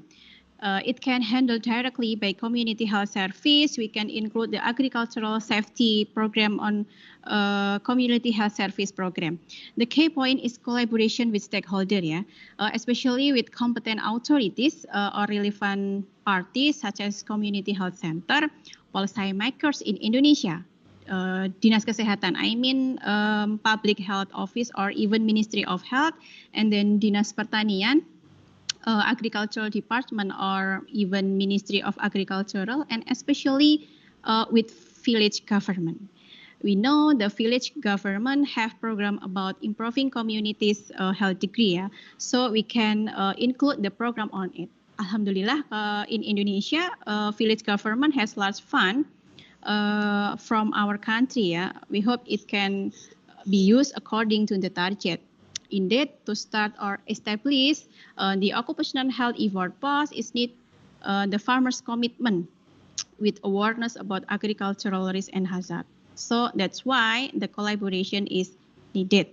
I hope it can answer you, yeah, Mrs. Dian. And then from Lenny Saulia, do you think the application of that already got pest and plant disease is contrary to Islami? Okay, about the use of pesticide, yes. Pesticide is contrary with Islami, yeah. There is a kitab Al-Filaha that can describe about the Islamic agriculture, that we can cultivate the land with Islamic ways, yeah.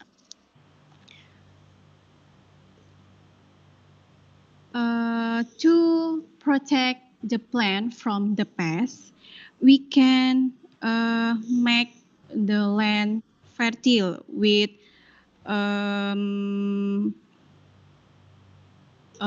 we can plant the ini ya, kita bisa menanam rumput gitu ya. Kita bisa menanam rumput in the land.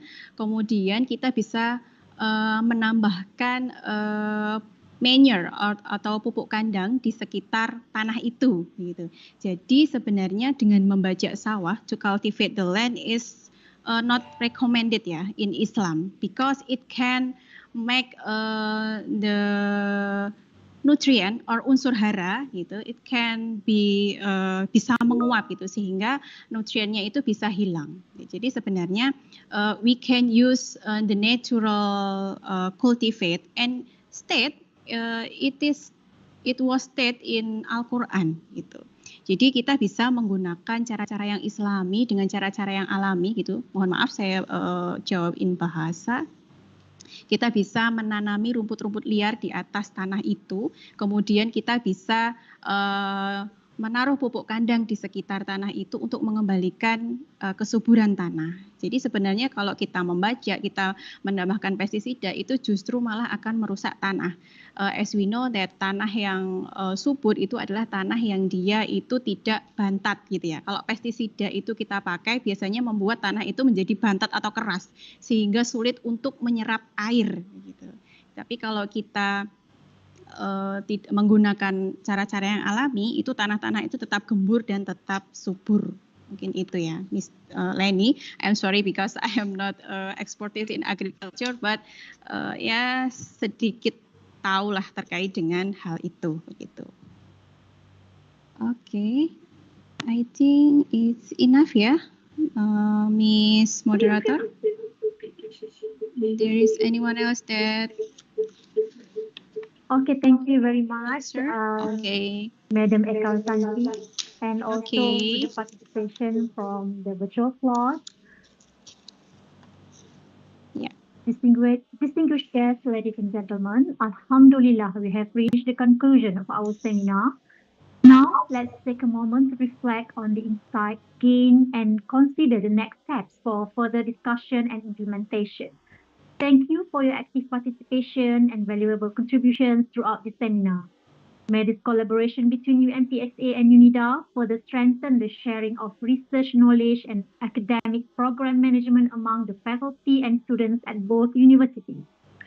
As we near the end of our seminar, I would like to take the opportunity to share that our faculty will organize the first International Symposium of Technical Safety, Occupational Health and Environment 2024, ISESHI 2024, that will be held on 6th and 7th of August 2024.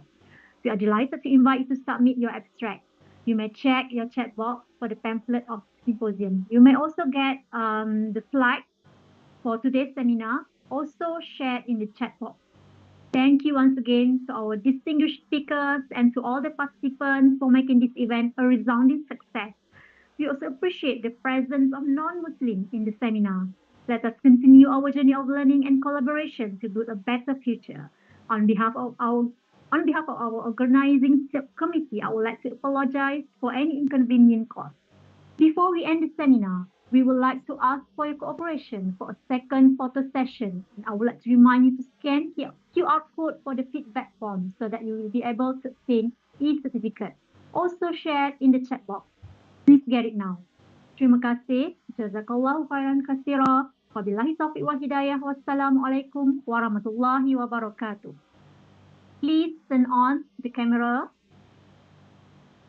And as usual, please give us your brightest smile for the camera, for the photo session.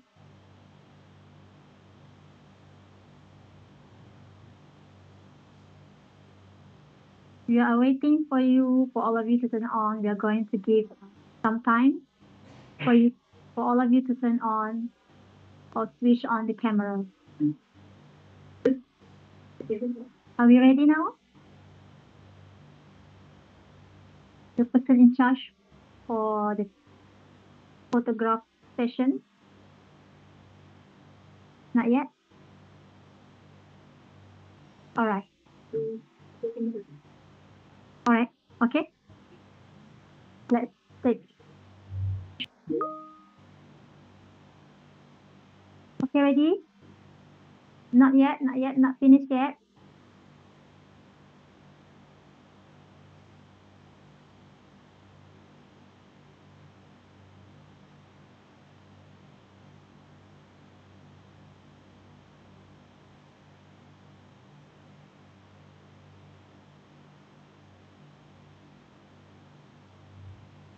Let me know if it's done, Dr. Shikin and Ms. Zarifa.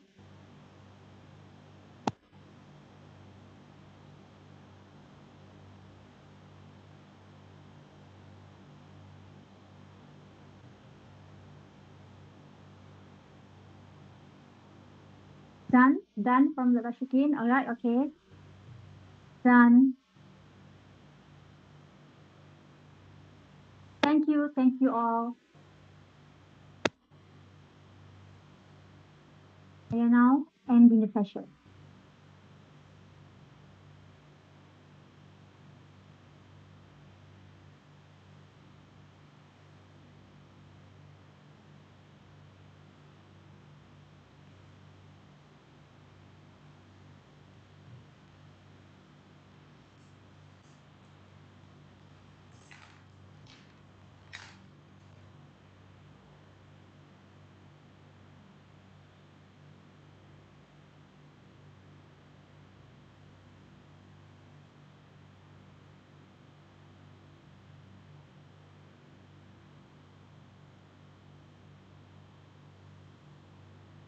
Assalamualaikum to all speakers. I would like to say thank you so much for your time.